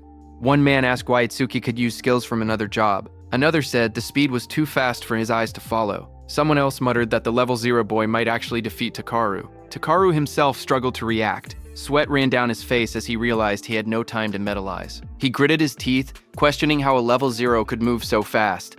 Desperation grew inside him as he admitted that at this rate, he would lose. Electricity wrapped around his entire body, trapping him. He could not even scream. Panic overtook him as he shouted in his thoughts for the others to stop watching and help him. As the lightning surged around him, Takeru clenched his teeth. His expression twisted in desperation, and he thought to himself that he had no choice left. He would have to try that technique. With a loud shout, he suddenly tore off his shirt and released a burst of power. Waves of force exploded from his body as he activated his ultimate skill. Before Itsuki, Takeru's entire body turned metallic from head to toe. Itsuki stared in shock, realizing that his opponent had managed to metallize his entire body at once. A system window flickered beside him, showing C-rank skill, metallization, analysis progress 88%. Takeru glared down at Itsuki with glowing eyes. He said he was grateful he had never managed to metallize his entire body before, but Itsuki had pushed him enough to finally achieve it. He explained that metallized areas increased his defense by 50%, and his personal gift added another 50% whenever he remained still. With both effects combined, his current defense exceeded 500. His face twisted into a cruel grin as he looked at Itsuki. He said that he had originally planned to cut Itsuki in half, but as thanks for helping him complete his new skill, he would at least allow Itsuki to die easily. Watching from the sidelines, the other trainees were stunned. One of them exclaimed that a defense over 500 at level 12 was impossible to break. Another admitted that they had thought the level 0 newcomer would win, but the opponent was too much of a monster. Suddenly, a glowing blue aura wrapped around Itsuki. He looked ahead with calm eyes and said that if his guess was right, a full-body metal transformation required a large amount of magic.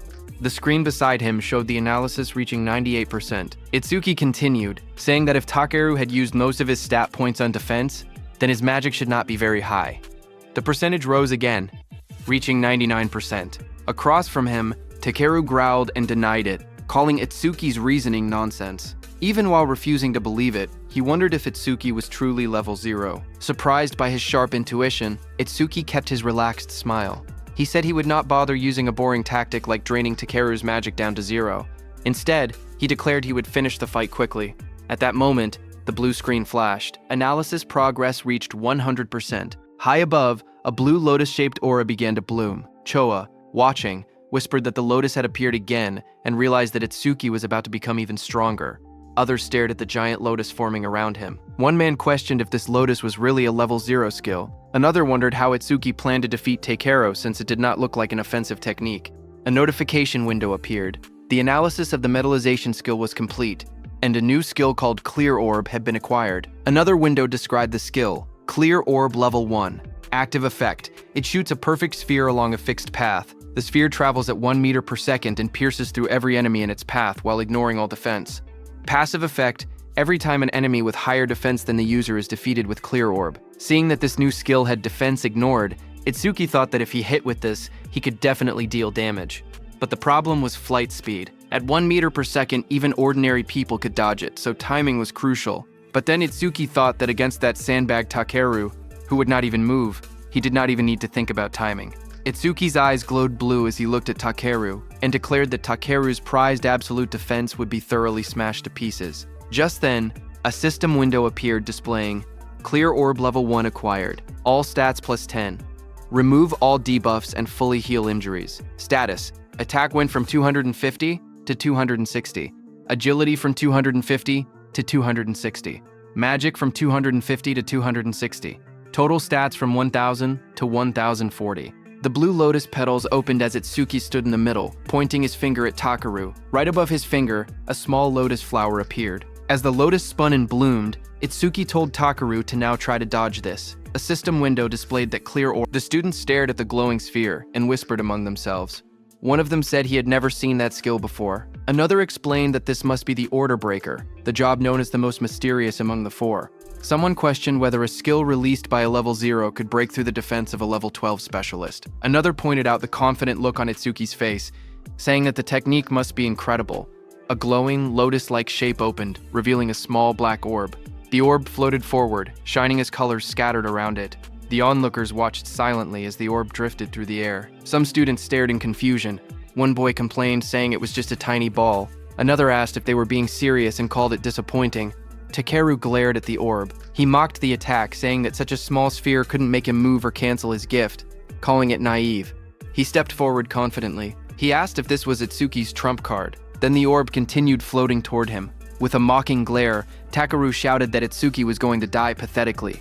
For a moment, he remained certain of his victory, until his expression suddenly shifted. His eyes widened as the orb began to sink into the side of his metal-coated body. A faint crack appeared where it touched him. A heartbeat later, a violent burst of blood exploded from the wound. Takeru screamed in agony as the clear orb tore through his arm, ripping it apart in a single clean line. He collapsed to the ground, clutching the bleeding stump, shouting desperately about his arm.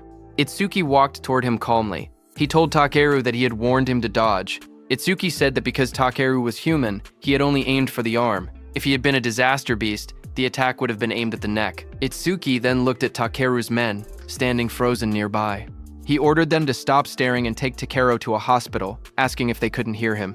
When no one moved, he turned back with cold eyes and repeated sharply that he was telling them to get lost. Immediately, Takeru was carried away by the guards, blood covering his back and dripping onto their suits. One guard looked shaken, while another wiped sweat from his face. In the distance, the crowd began cheering. Choa smiled proudly as the students around her celebrated. Someone shouted that Itsuki won. Another yelled, "Well done," and others said, "It served Takeru right."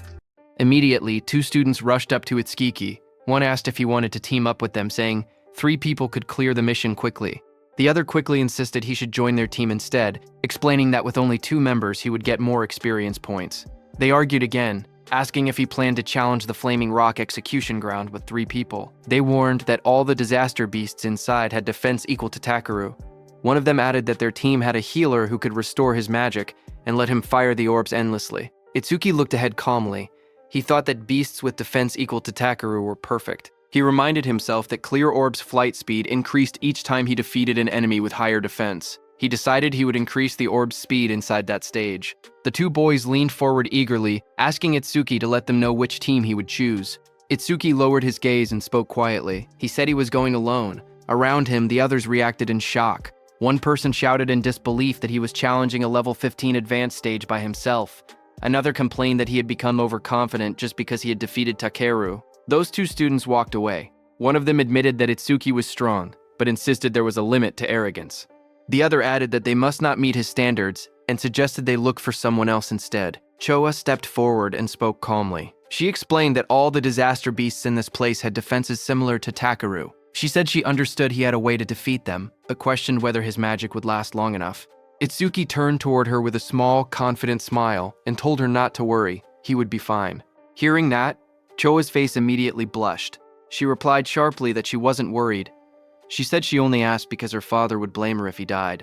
Then she turned away, saying she would go treat the injured and that he could do as he pleased. Before she left, she adjusted her glasses and added one more warning. She explained that the Stone Tribe had no intelligence, but they moved in groups.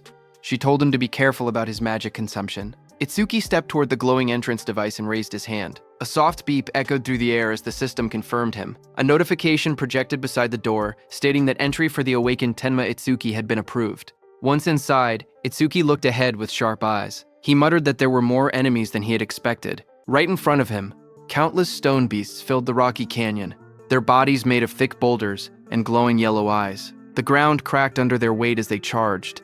Itsuki watched them and noted that the disaster beasts in this advanced stage had levels and stats far higher than before. A blue system window appeared in front of him, showing the information of a stone statue from the Stone Tribe, level 9, with its gift converting all magic power into defense. As one of the stone beasts rushed toward him, Itsuki held out his glowing purple orb. He spoke calmly, saying he would test whether these enemies met the clear orb's passive conditions. The purple aura around the orb burst outward as he activated it. The clear orb shone brightly, its power swirling in layers of violet and blue light. The stone beast charged forward, its massive body bursting through the dust. Itsuki raised his hand.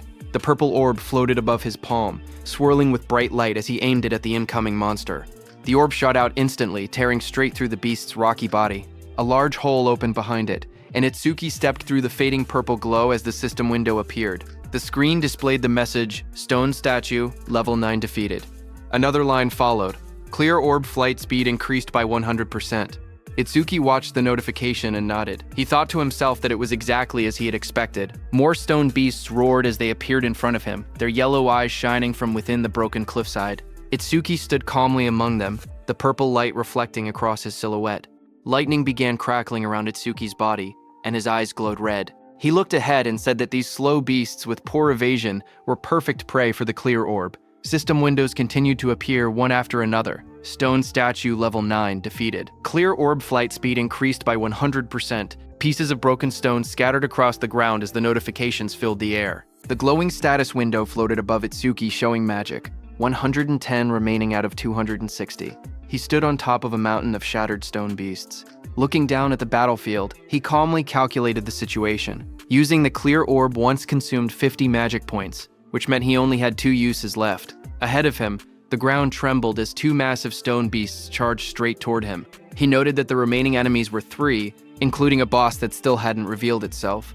Seeing the 2 stone monsters rushing in at full force, he understood what he had to do. He thought that he needed to defeat 2 enemies at once with a single orb. Itsuki lowered his stance and gathered the purple energy swirling from the clear orb. With a powerful jump, Itsuki left the ground and shot upward. Then the beast crashed with explosive force, shattering the rocky ground as dust and stone fragments blasted outward. Itsuki leapt forward. "Now," he said, moving straight through the debris. His eye glowed blood red as he pushed through the shockwave. A fierce grin formed on his face. "Take this," he shouted, preparing the next strike. The purple orb shot downward with blinding speed, its light stretching across the sky as its Tsuki hung in the air above it. Immediately, glowing system windows appeared one after another, displaying Stone Statue Level 9 defeated. Clear orb flight speed increased by 100%. After the impact, Itsuki collapsed on the ground, panting heavily. Sweat dripped down his face as he lay flat on the rocky floor. He muttered that the exhaustion he felt right before his magic ran out was rough. He hoped he would someday get a magic recovery skill. He slowly sat up and looked at the glowing screen in front of him. He said that with the orb now flying at 5 meters per second, he could catch up to running enemies. The system window displayed the details of the skill. Clear orb, level 1, active effect. Fires a perfect sphere with a fixed trajectory. The sphere flies at 5 meters per second and penetrates all enemies in its path, ignoring defense. Passive effect. Each time an enemy with higher defense than yourself is defeated with clear orb, flight speed plus 100%. Current flight speed increase, 500%. While he was checking the details, suddenly the ground shook, and a massive stone arm dropped toward him with a loud crash. Itsuki looked up in surprise as the enormous mass slammed into the earth, sending dust and rock exploding in every direction. A massive stone giant charged forward, its rocky body trembling with each step as dust exploded around it. A system window appeared, detecting a B-rank skill and revealing the monster's details. Giant Stone Man 2008, level 15. Stone Tribe, grade 2. Gift, converts all magic power into defense. Attack 239, agility 60, defense 478, magic 0, total 770. Itsuki looked up at the towering creature and gasped that it was huge.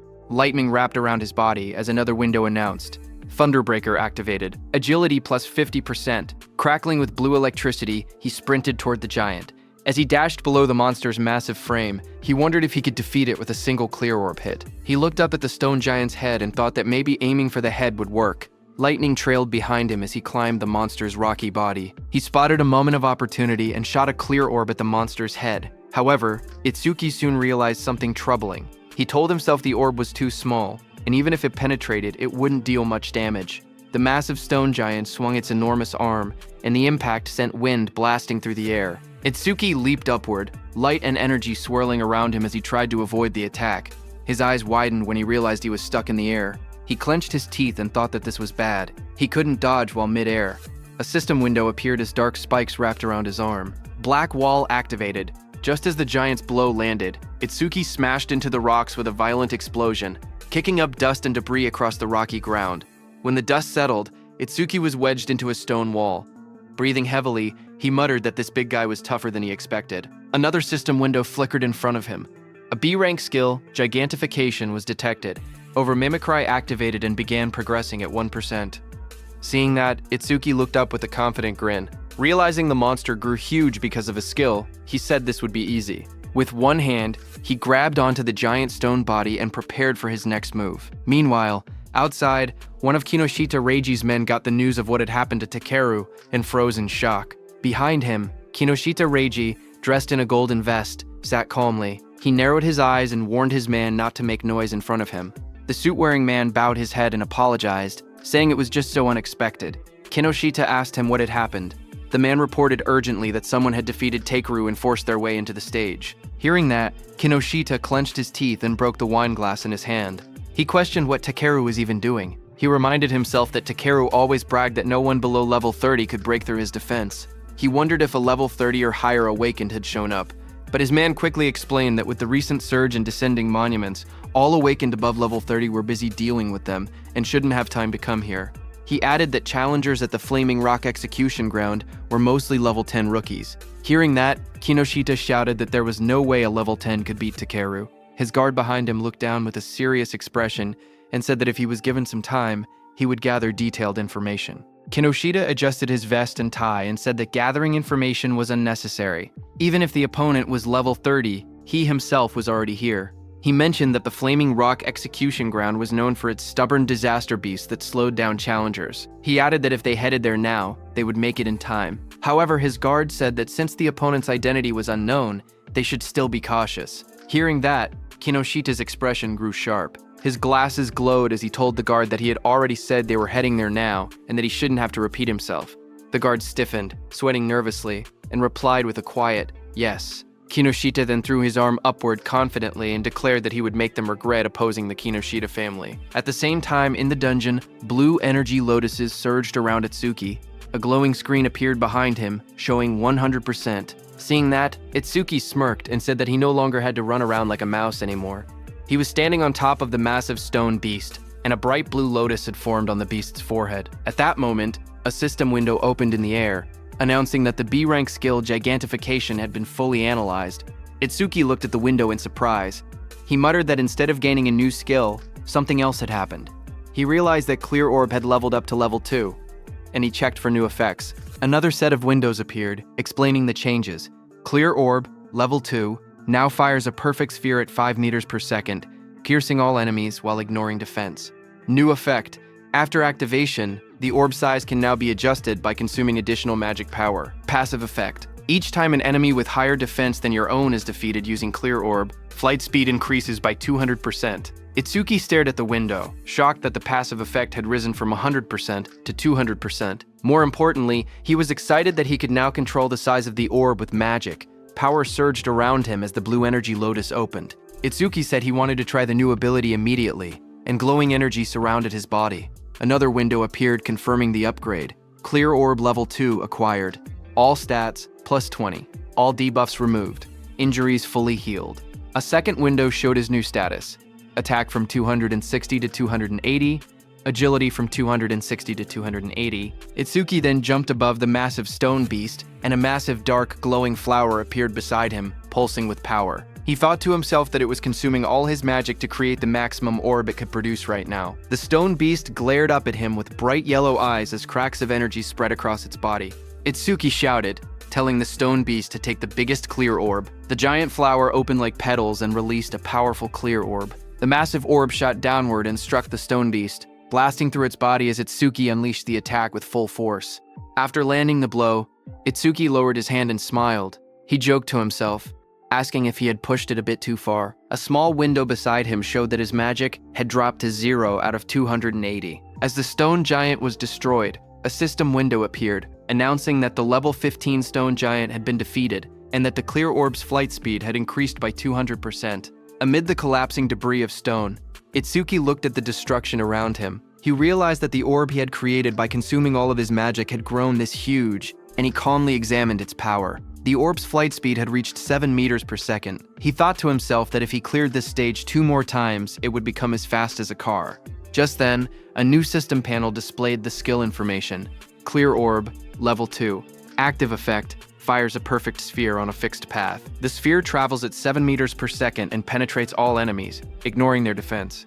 After activation, the orb's size can be adjusted by spending more magic. Passive effect. Each time he defeats an enemy with higher defense than his own using Clear Orb, the orb's flight speed increases by plus 200%. The current total increase had reached 700%. Itsuki held a glowing green crystal in his hand while reading the information. He admitted that he had ignored passive effects until now, but now saw how useful they actually were. Dust settled around him as he walked forward. He then thought about another passive skill. Lotus Burst's passive expanded the range of all skills. That meant Clear Orb's range should also increase along with it. He then checked Lotus Burst's passive effect. Each time Lotus Burst defeats a living creature of level 1 or higher, the range of all skills increases by plus 1%. Seeing this, Itsuki smiled slightly as he looked at the system panel floating beside him. He imagined to himself that if he kept increasing Lotus Burst's passive effect, he could eventually defeat disaster beasts from thousands or even tens of thousands of meters away. Then outside, a bright green display screen lit up. It showed the result of the challenge. The challenge was successful. The stage level was 15. The challenger was Tenma Itsuki, and the time used was 3 minutes and 1 second. The stage clear record was updated. Seeing that, the crowded group reacted immediately. One man shouted in disbelief, saying that 3 minutes and 1 second was impossible. Another said that even a 5-person party needed more than 10 minutes. Someone else wondered if Itsuki had defeated all the disaster beasts in a single hit. Another person pointed out that he had even broken Taewajin's 3-minute 19-second record and asked what kind of monster he was. They all turned as someone announced that he was coming out. More voices followed. One person questioned why he was still level 0 and wondered if the clear notification was a bug. They looked at him and said he wasn't even injured, only a little dirty. So they didn't believe he had cleared it at all. Choa, in her armor, stepped forward with a smile as a green butterfly flew around her. She was happy that he had cleared the stage unscathed again, and that he had broken Jin's record again. She admitted that he always managed to surprise her. Choa then adjusted her glasses and, with a restrained tone, admitted that the challenge had ended unexpectedly quickly. Itsuki answered casually. He said the disaster beasts inside were weak against defense, so he had taken them down easily. The glowing butterfly hovered in front of Itsuki. He looked at it with surprise and asked what it was. Choa explained calmly. She said that her job was a Shikigami user, and the glowing butterfly was her Shikigami. Itsuki watched the butterfly flutter near his hand. He softly repeated its name, Tamacho, and admitted that this was his first time seeing a Shikigami. To him, it looked beautiful. Curious, he asked Choa what kinds of awakened jobs existed. His question startled her, and she asked why he didn't know something so basic. She then began explaining. Jobs, she said, were divided into 4 major types. According to her, he should have already encountered 3 of them by now. She raised her hand and continued her explanation. The first type she mentioned was Elementalist. Elementalists controlled 7 elements: fire, water, wood, metal, earth, wind, and lightning. She said Elementalists had the largest population among awakened jobs, and also possessed the highest minimum combat capability. She then explained that his classmate who used electricity attacks, as well as Takeru, the muscular iron-skinned man from earlier, belonged to that same type. She then introduced the second type, Shikigami User. She explained that Shikigami users could summon Shikigami that obeyed only their master. A blue system window appeared beside the butterfly, displaying that it was Tamacho, B rank, level 15. Its skill was undisclosed. Its status was undisclosed. Choa continued explaining that a Shikigami stayed with its master from birth. Then another system window appeared, showing her own status. Izumi Choa. Human, level 6. Job. Shikigami user, gift. Grade 2, undisclosed. After explaining everything, she asked him if he had any questions so far. Itsuki looked at her Shikigami and then asked why her own level was lower than her Shikigami's level. He wondered aloud if she was really a veteran awakened. His words hit Choa like arrows. She wondered to herself if Itsuki had no concept of sugarcoating. Choa touched her forehead with a tired expression and explained that Shikigami also absorbed experience and leveled up. Because of that, they were basically always at a higher level than their master. Hearing that, Itsuki's expression darkened. Half of his face sank into shadow, and his eyes glowed coldly. He stated that in that case, when fighting a Shikigami user, it was faster to target the person themselves. Seeing that, Choa's eyes widened. She noticed the negative aura seeping out of him again, and wondered what was going on with him. Itsuki then looked at her calmly and asked what else there was, pointing out that she had only introduced 2 types so far. Choa straightened herself and explained that the third job was currently the most mysterious one with the least information known about it. She pointed at Itsuki and told him that his job was order breaker. Itsuki listened quietly as she continued explaining. She said the reason this job was mysterious was because every order breaker possessed different abilities, like the blue lotus flower ability he had shown earlier. She then explained that there were order breakers who could change the size of their bodies at will, others who could create infinite clones, and even some who could stretch their bodies freely like rubber. Next, she compared order breakers to regular awakened jobs. She explained that normal jobs had skills divided into 4 ranks, C, B, A, and S, while order breakers had only Z-rank skills, abilities that stood completely outside that ranking system. Choa said that order breakers were treated differently because of these rare, exclusive skills. She warned that if an order breaker's abilities became known to their enemies, they would lose their greatest advantage. That was why her father had scolded her earlier when she tried asking about his skills. She looked at him seriously and added that he was an irregular existence even among order breakers. From what she had observed, he could already use at least 3 different skills, and 2 of those skills were normally only possible for elementalists. Hearing her words, Itsuki looked uneasy as he realized the teacher wasn't there. He thought to himself that he would be in trouble if Choa continued talking about him. Itsuki then asked her about the last job, adding that he had never seen it before. When Choa heard Itsuki asking about the last job, she kept a calm expression and told him she would only explain it after he actually saw it. She added that this was his punishment for never telling her anything about himself. Hearing that, Itsuki let out a quiet sigh and answered with a simple, "Fine." As she turned away, Choa reminded him that the students he saved were now safe. Then she asked what he planned to do. After this, Itsuki replied that he was thinking of clearing the stage a few more times. Choa looked back at him sharply. She asked him if he really didn't know anything, explaining that stages had cooldown times. She warned him that this one had an especially long cooldown, meaning he couldn't enter again for at least 2 days. Hearing that, Itsuki's eyes widened in surprise. He wondered aloud if cooldown times really existed. He realized that this must be why Kinoshita monopolized the stages. Determined, he decided that if he couldn't raise the passive effect of his Clear Orb skill, then he would increase the power of his Lotus Burst instead. Itsuki then turned and asked Choa if there was a stage filled with disaster beasts.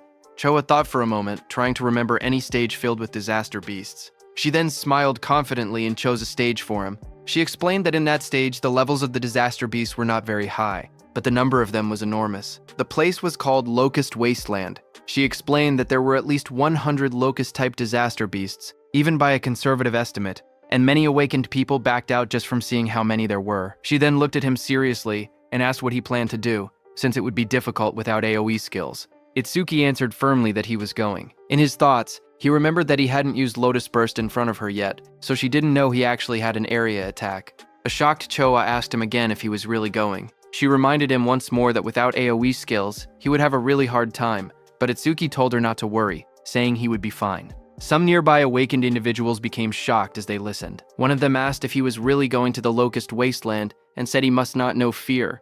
Another person whispered that once Kinoshita Reiji heard about Takeru, he would definitely come. The group decided to leave quickly. They said they should get out before getting caught in the crossfire.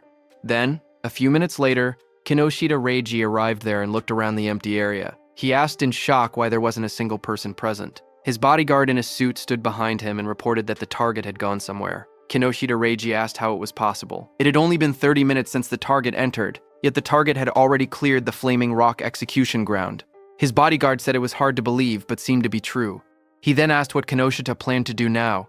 Kinoshita Reiji gritted his teeth and said the target was making a fool out of him. He then said that if the target had used skills, there should still be magic traces left behind. He ordered his bodyguard to contact the hound and make it track the target. Kinoshita Reiji shouted angrily for them to capture the target alive no matter what, saying he would make the target taste what living hell was. At the same time, inside a dim alley lined with machinery, a man pressed his back against the wall, hidden in the shadows. His panicked thoughts echoed as he regretted taking the assassination request. He muttered to himself that he never knew Kinoshita Reiji had such a strong subordinate, and cursed himself for accepting the job. That same man slumped to the ground, exhausted and trembling. He breathed heavily and admitted that without his earth escape technique, he would have been killed.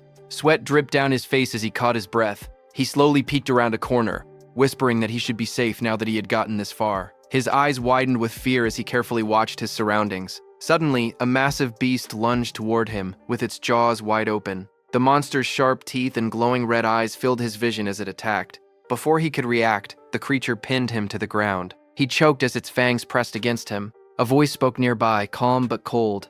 The speaker approached and looked down at the scene. He ordered the beast called Death to loosen its grip, saying the man seemed to have something to say. The giant wolf-like creature eased up slightly as the man lay helpless beneath it. The wounded man lay on the ground with blood on his face. With fear in his trembling voice, he asked how they had managed to find him. In front of him, the long-haired man in the coat explained calmly. He said that their beast, Death, had a sharp sense of smell. The creature could sense the scent of death coming from people like him. That man was the hound Kinoshita Reiji had been talking about. His name was Charles. He stepped forward, tipping his hat as he walked. He said that Death could smell the death they were giving off. Filled with terror, the injured man begged for his life. He cried and pleaded for them not to kill him. Charles looked down at him with a cold smile. He said that the request was difficult because Mr. Kinoshita would get angry. He added that Death had not eaten human flesh in a long time. Then, Charles's eyes glowed red. He gave a sharp command, telling Death that it was mealtime. The massive black wolf lunged forward with its jaws wide open, fangs bared as it roared fiercely. A moment later, it ate the man. The wolf stood beside the long-haired man in a trench coat. The man looked at it calmly and said that it had finally leveled up. A glowing blue panel appeared, showing the creature's details. Deathhound, B rank, level 16, skill 1, death smell, C rank. Detects all magic traces in an area and identifies the magic source. Skill 2, respawn desire, B rank. After the Shikigami dies, its respawn time is greatly reduced. Status, attack 250, agility 250, magic 150. Just then, the man's phone began vibrating. He glanced at the screen and answered the call. He told the person on the other side that he had finished things there. As he listened, his expression changed.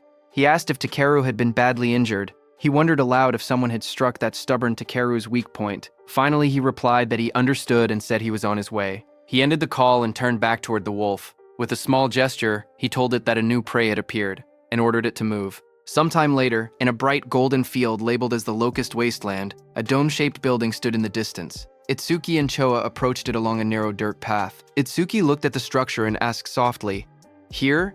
He stared across the endless wheat fields and wondered aloud whether there were really that many locusts in a place that looked so quiet and peaceful. Walking beside him, Choa explained calmly. She said that disaster beasts always chose environments that suited them when invading this world. Because of that, predicting the type of beast based on the surrounding terrain was an important skill for awakened individuals. Hearing that, Itsuki nodded.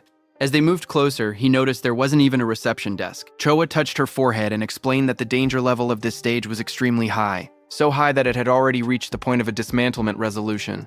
Confused, Itsuki compared it to the Flaming Rock execution ground, noting that the stage was actually below level 13. He asked why such a drastic decision was made. Choa replied that in normal stages, people could still escape if they couldn't win, but here, the disaster beasts were unnaturally aggressive and appeared in overwhelming numbers. As they studied the stage's environment, Choa explained the danger. She said that if an awakened person let their guard down even a little, they would quickly be surrounded by countless locusts. She continued, saying that anyone caught like that would be devoured completely, down to the marrow of their bones. Hearing all of this, Itsuki only smirked. He said that it was perfect if there were really so many disaster beasts here. His excitement made Choa stare at him in disbelief. She asked if he was in a rush to die. He calmly replied that he wasn't desperate enough to die by being eaten by bugs. Moments later, he stepped toward the entrance of the glowing stage gate. Choa watched him, noting from his attitude that he seemed confident enough. She reminded herself that he had entered this stage by his own choice, and she had already given him all the advice she could. With a quiet sigh, she accepted the situation. If something happened inside, it would be entirely his own responsibility. But Choa suddenly froze as worry washed over her face. She wondered what she should do. She realized she had forgotten to tell Itsuki an important detail. Locusts inside the stage would continue spawning endlessly unless the boss was defeated. Panic rose as she decided she had to enter the stage and warn him herself. But suddenly, she heard some noise from behind. Just as she turned, her expression stiffened. Someone had appeared behind her. She saw a tall man wearing a hat, with glowing red eyes, standing beside a giant hound. The man looked at her and spoke with a cold smile, saying he was looking for someone. On the other hand, inside the stage, Itsuki stepped across a ruined field. Dirt and trampled crops surrounded him. He looked around and muttered that it was a mess. Then he clapped his hands together lightly and smiled with confidence. He called out to the unseen swarm, telling the pests to wake up. He had come to exterminate them. A lone scarecrow stood in the middle of the dry, cracked wasteland as countless small insects flew around it. Itsuki looked at the scene and noted that the enemy's individual levels were surprisingly low. He said that since they met the requirements for Lotus Burst, there would be no problem. Information windows appeared one after another. Evil Locust 2231 from Insect Tribe. Level 1. Gift. None. Status. Undisclosed. There were also some Level 2 evil locusts mixed in. Itsuki stared at the dark sky as an enormous swarm of locusts covered everything. He commented on the incredible number of enemies. But instead of being worried, he said that this worked in his favor. Flames rose around him as he formed a glowing lotus of light in his hands. He explained that the more the locusts clustered together, the less effort he needed. Once they entered the range of Lotus Burst, he said he would crush them all at once. The ground shook as a vortex of locusts formed around him. When the moment was right, he shouted a single command, "Now." A bright red explosion ignited in the air as the system message appeared, stating that Lotus Burst had been activated. Then there was a huge explosion. Right after the blast, notifications flashed one after another. Each one reported that an evil locust had been defeated by Lotus Burst, increasing all of the user's skill ranges by 1%. More messages followed, showing both level 1 and level 2 locusts being wiped out instantly. When the smoke cleared, Itsuki stood calmly in the middle of the scorched ground. Sparks drifted around him while charred insect bodies lay scattered at his feet. Another notification floated beside him, confirming the defeat of a level 2 locust and awarding another 1% increase. New windows opened, explaining Lotus Burst's abilities. The active effect consumed magic to deal explosive damage within a 10.5 meter range, its power proportional to how much magic was spent. The passive effect stated that every time Lotus Burst killed a living creature of level 1 or higher, all skill ranges increased by 1%. Itsuki glanced at the numbers and made a small comment. He had defeated 110 enemies, which meant a 110% increase, therefore receiving 110% at once. Lotus Burst's range had now expanded to 10.5 meters, which he considered impressive. He analyzed the situation calmly. Against disaster beasts of this level, consuming 10% of his magic to output 10% of his firepower should be enough. Taking his remaining magic and recovery speed into account, he could probably use about 10 more shots. If he gained even 100 kills per use, he could increase his total skill range by 1000%. Another screen displayed his magic level, 250, 2 out of 280. He looked at it and muttered that things would go much more smoothly if stages didn't have cooldown times. But suddenly, Itsuki noticed something. He stared at his bracelet with a confused expression. He noticed that the usual challenge success notification was missing. He muttered that something felt odd. As he frowned, a thought crossed his mind, and he wondered if the reason was something unexpected. Just then, a system window suddenly appeared. It reported that a C-rank skill called Mother's Will had been detected. It also stated that overmimesis was activated and that the analysis progress was at 1%. Itsuki looked up sharply. He realized that one locust had survived. Dust and broken ground swirled around him as more locusts flew through the air. He turned, watching the locust swarm gather again. He questioned whether Mother's Will was the boss monster's skill. At that moment, several locusts lunged at him. He jumped back and blocked the attacks with the crystal armor covering his arms. He admitted to himself that he had let his guard down. He had truly believed there was no boss monster in this area. He narrowed his eyes, thinking aloud. He said it was good that he could still expand his skill range by using Lotus Burst again, but he also stated the bigger problem. He had no idea where the boss actually was. The glowing lotus-shaped energy expanded from Itsuki's hands. As he activated his skill, his expression hardened with resolve. He declared that he would defeat all the small enemies first and force the hidden boss to reveal itself. A bright explosion erupted around him. The ground shook as countless evil locusts were blown apart by the blast. System notifications appeared one after another. Each message showed that an evil locust, either level 1 or level 2, had been defeated with Lotus Burst, and every kill increased all his skill ranges by 1%. The notifications continued stacking until the Lotus Burst total experience reached 220%. His Lotus Burst leveled up. Another message explained the updated skill.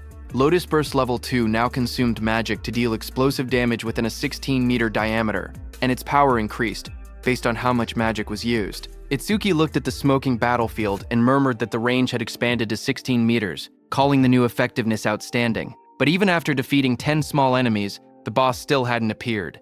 Deep underground, inside a dim nest filled with shifting shadows, many insect-like creatures began to crawl and move. Their wings rustled as more of them gathered around a glowing cluster hidden in the darkness. As the locusts crawled out of the cracked ground, a notification floated in front of Itsuki, showing the analysis progress rising to 27%. He looked ahead sharply and muttered that they had spawned again. Another screen appeared, showing his magic at 232 out of 280. He noted that he could still use Lotus Burst 9 more times. Fire erupted around his hand as he stepped forward, declaring that no matter how many times the monsters appeared, he would thoroughly deal with them. His arm swung through the flames, and he shouted that he would sweep them all away. A fiery explosion burst across the battlefield, and several notifications appeared one after another, stating that evil locusts of level 1 had been defeated with Lotus Burst, and that all skill ranges increased by 1%. More screens stacked up endlessly, showing the same message again and again. A blinding explosion tore through the ground as Lotus Burst activated again, scattering debris in every direction. Bright light flashed across the stage, and the blue notification window appeared with the same message, Lotus Burst. Another massive blast followed right after, engulfing the area in a wave of yellow flames and flying rubble. The screen repeated the skill name, Lotus Burst. A new system panel displayed the updated description of the skill. It stated that Lotus Burst Level 2 consumed magic to deal explosive damage within a 54.5-meter diameter, its power tied directly to magic consumption. Below it, another panel explained the passive effect. Every time the skill defeated a creature of level 1 or higher, all skill ranges increased by plus 1%, now reaching a total of plus 990%. Itsuki ran forward through the burning battlefield, sweat rolling down his face. He glanced at the glowing screen. He said that up until now he had wiped out large groups 9 times and expanded Lotus Burst's range by 990%, but he only had enough magic left to use it one more time. He wondered why the monsters kept appearing non-stop. His magic display dropped to 5,280. He looked up as the sky darkened with swarming insects. He muttered in frustration that there was no end to them. The swarm grew thicker overhead, but even after all the destruction, he saw no trace of the stage boss. He frowned and said that there was still no sign of the boss appearing at all. He considered withdrawing temporarily from the stage and returning after the analysis finished. But even as he thought it through, the endless swarm closed in around him. Itsuki narrowed his eyes sharply as a thought erupted in his mind. He declared that behaving like that was what third-rate raiders would do. Fire gathered in his hand, and flames wrapped around his arm. With determination burning in his expression, he stated that no matter how many disaster beasts appeared, he would defeat every single one of them. A massive explosion erupted like a lotus blooming in fire, sending shockwaves across the ground. As smoke rose around him, Itsuki steadied himself and muttered, "With this attack?" But before he could finish, countless more insects filled the air. Swarms surrounded him, and he realized in frustration that there were still more, and their numbers hadn't decreased at all. A glowing system screen appeared before him, showing the analysis progress at 91%. Itsuki's eyes widened as he tried to make sense of the situation. He wondered what was happening. All the disaster beasts that had appeared since the first defeat were still only level 1. Their bodies were small too, as if they had just hatched. As he connected all the dots, he realized the truth at once. The boss's ability was infinite reproduction. A massive golden insect, the queen locust, crouched in the darkness as glowing eggs shot out from its abdomen. A system window identified it. Queen Locust 0379, Insect Tribe, Level 13, Gift Grade 1, lays large quantities of evil locust eggs. Skill, Mother's Will. Itsuki looked up, sweat trailing down his face. If the queen could reproduce endlessly, then fighting the small ones meant nothing. The only way forward was to defeat the boss itself. His magic was nearly gone, but the analysis bar floated in front of him, rising steadily, 98%. He clenched his teeth as the final percentage completed. The blue sphere of the analysis pulsed outward. Analysis progress, 100%. A new message appeared, Mother's Will. Analysis complete, skill acquired. Magic detection level 1. Another window followed. Magic Detection Level 1. Active Effect. After activation, continuously consumes magic to sense magic flow within a 100-meter diameter. Passive Effect. Range expanded to 1,100 meters because of Lotus Burst's passive effect. Additional passive. Each time one enemy unit is detected, the user's magic recovers by 10%. Seeing this, Itsuki's eyes widened as he read the description. A detection skill, its effective range now stretching over 1,000 meters, and every enemy detected would restore his magic. A smile curved across his lips. The passive effect was perfect for this stage. Hunting the smaller creatures again and again would now benefit him greatly. He tilted his head slightly, his eyes shining with confidence. He thought that leaving the queen alone for a moment and clearing out more enemies wouldn't be a bad plan at all. As he lowered his gaze, he thought quietly to himself. He realized he had been keeping Choa waiting for now. He decided to finish clearing the stage before returning. A blue system window appeared before him, announcing that Magic Detection Level 1 had been acquired. All of his stats rose by 10 points. All debuffs were removed, and his injuries were fully healed. Another window displayed the updated numbers. His attack increased from 280 to 290. His agility rose from 280 to 290. His defense moved from 280 to 290. His magic stat climbed from 280 to 290, where training his total grew from 1,120 to 1,160. Itsuki then raised his hand to his forehead as swirling energy surrounded him. He activated the new skill, focusing intently. He began locating the boss using magic detection. Wide ripples of energy spread out from his body, expanding across the entire area like rings on water. The waves traveled far into the distance, lighting up the surroundings as they moved. Down below, the massive golden insect boss lifted its head, its yellow eyes glowing as the waves passed over it. Itsuki's eyes suddenly sharpened. In the next instant, he spotted the reaction in the distance. He slowly raised 2 fingers and pointed them forward, a confident smile forming on his face. A surge of dark, swirling energy formed at his fingertips, twisting the air around him. He was going to use his clear orb skill. Amid the chaos, his steady voice echoed. He said that even if the enemy used its children as shields, it would be useless. The clear orb began to glow, merging with the power of Lotus Burst. A bright, lotus-shaped light burst outward, illuminating the battlefield. He declared that with Lotus Burst's passive effect and the clear orb's current flight range, the attack would definitely reach its target. A system window appeared, stating that the clear orb's flight distance was now 120 meters. In the next instant, the glowing orb shot across the field like a streak of purple lightning. Wind burst apart in its wake as the Queen Locust recoiled in shock, spreading its golden wings wide to escape. But Itsuki was already behind it, surrounded by crackling blue crystal. His transformed figure loomed like a shadow. Lightning surrounded Itsuki as he appeared above the Queen. Looking at her, he said, "Checkmate." He slammed his attack down, overpowering the Queen with sheer force. He cut the Queen into pieces. Immediately, the whole insect swarm was disturbed. Seeing that, he realized the swarm fell into chaos after losing its queen. Itsuki turned toward them with cold eyes. Flames erupted from his crystal-covered arm as he promised to send the remaining creatures to their mama right away. After the Lotus Burst explosion, all insects fell to the ground. Itsuki stood in the settling dust, looking at the battlefield calmly. He stated that all his skill ranges had increased by 210%, that Lotus Burst's explosion radius now reached 65.5 meters, and that the clear orb's flight distance had expanded to 131 meters. A system window appeared describing Lotus Burst at level 2. It explained that the active skill consumed magic to cause explosive damage within a 65.5 meter diameter, its power tied to magic consumption. The passive effect showed that every time Lotus Burst defeated a living creature of level 1 or higher, all skill ranges increased by 1%, now totaling plus 1,210%. A second notification appeared, showing the flight distance of the true orb, 131 meters. Itsuki looked at the result and smiled, saying it had been a good harvest. He held a green leaf in his hand while sitting on the ground, surrounded by rising dust. He then thought to himself that when the cooldown ended, he would challenge it again and raise Lotus Burst's passive effect to 5 digits. As he returned to exit the dungeon, a new notification appeared, stating, "New record achieved." Another line reported time used, 17 minutes, 7 seconds. Standing in front of a glowing blue portal, Itsuki looked at the timer and noted that it had taken 17 minutes. He thought that Choa must be worried. He imagined Choa waiting outside. He believed that when he returned safely, she would probably act aloof again. Yet, he knew she was actually kind and considerate. He thought her inability to be honest was somewhat cute. Stepping out of the portal, surrounded by a swirl of blue energy, he lifted his hand and greeted her, saying he was back and sorry for worrying. But then his eyes widened sharply, shock filling them. Right in front of him, Choa appeared injured, blood on her lips. A man with glowing red eyes held her up by the collar.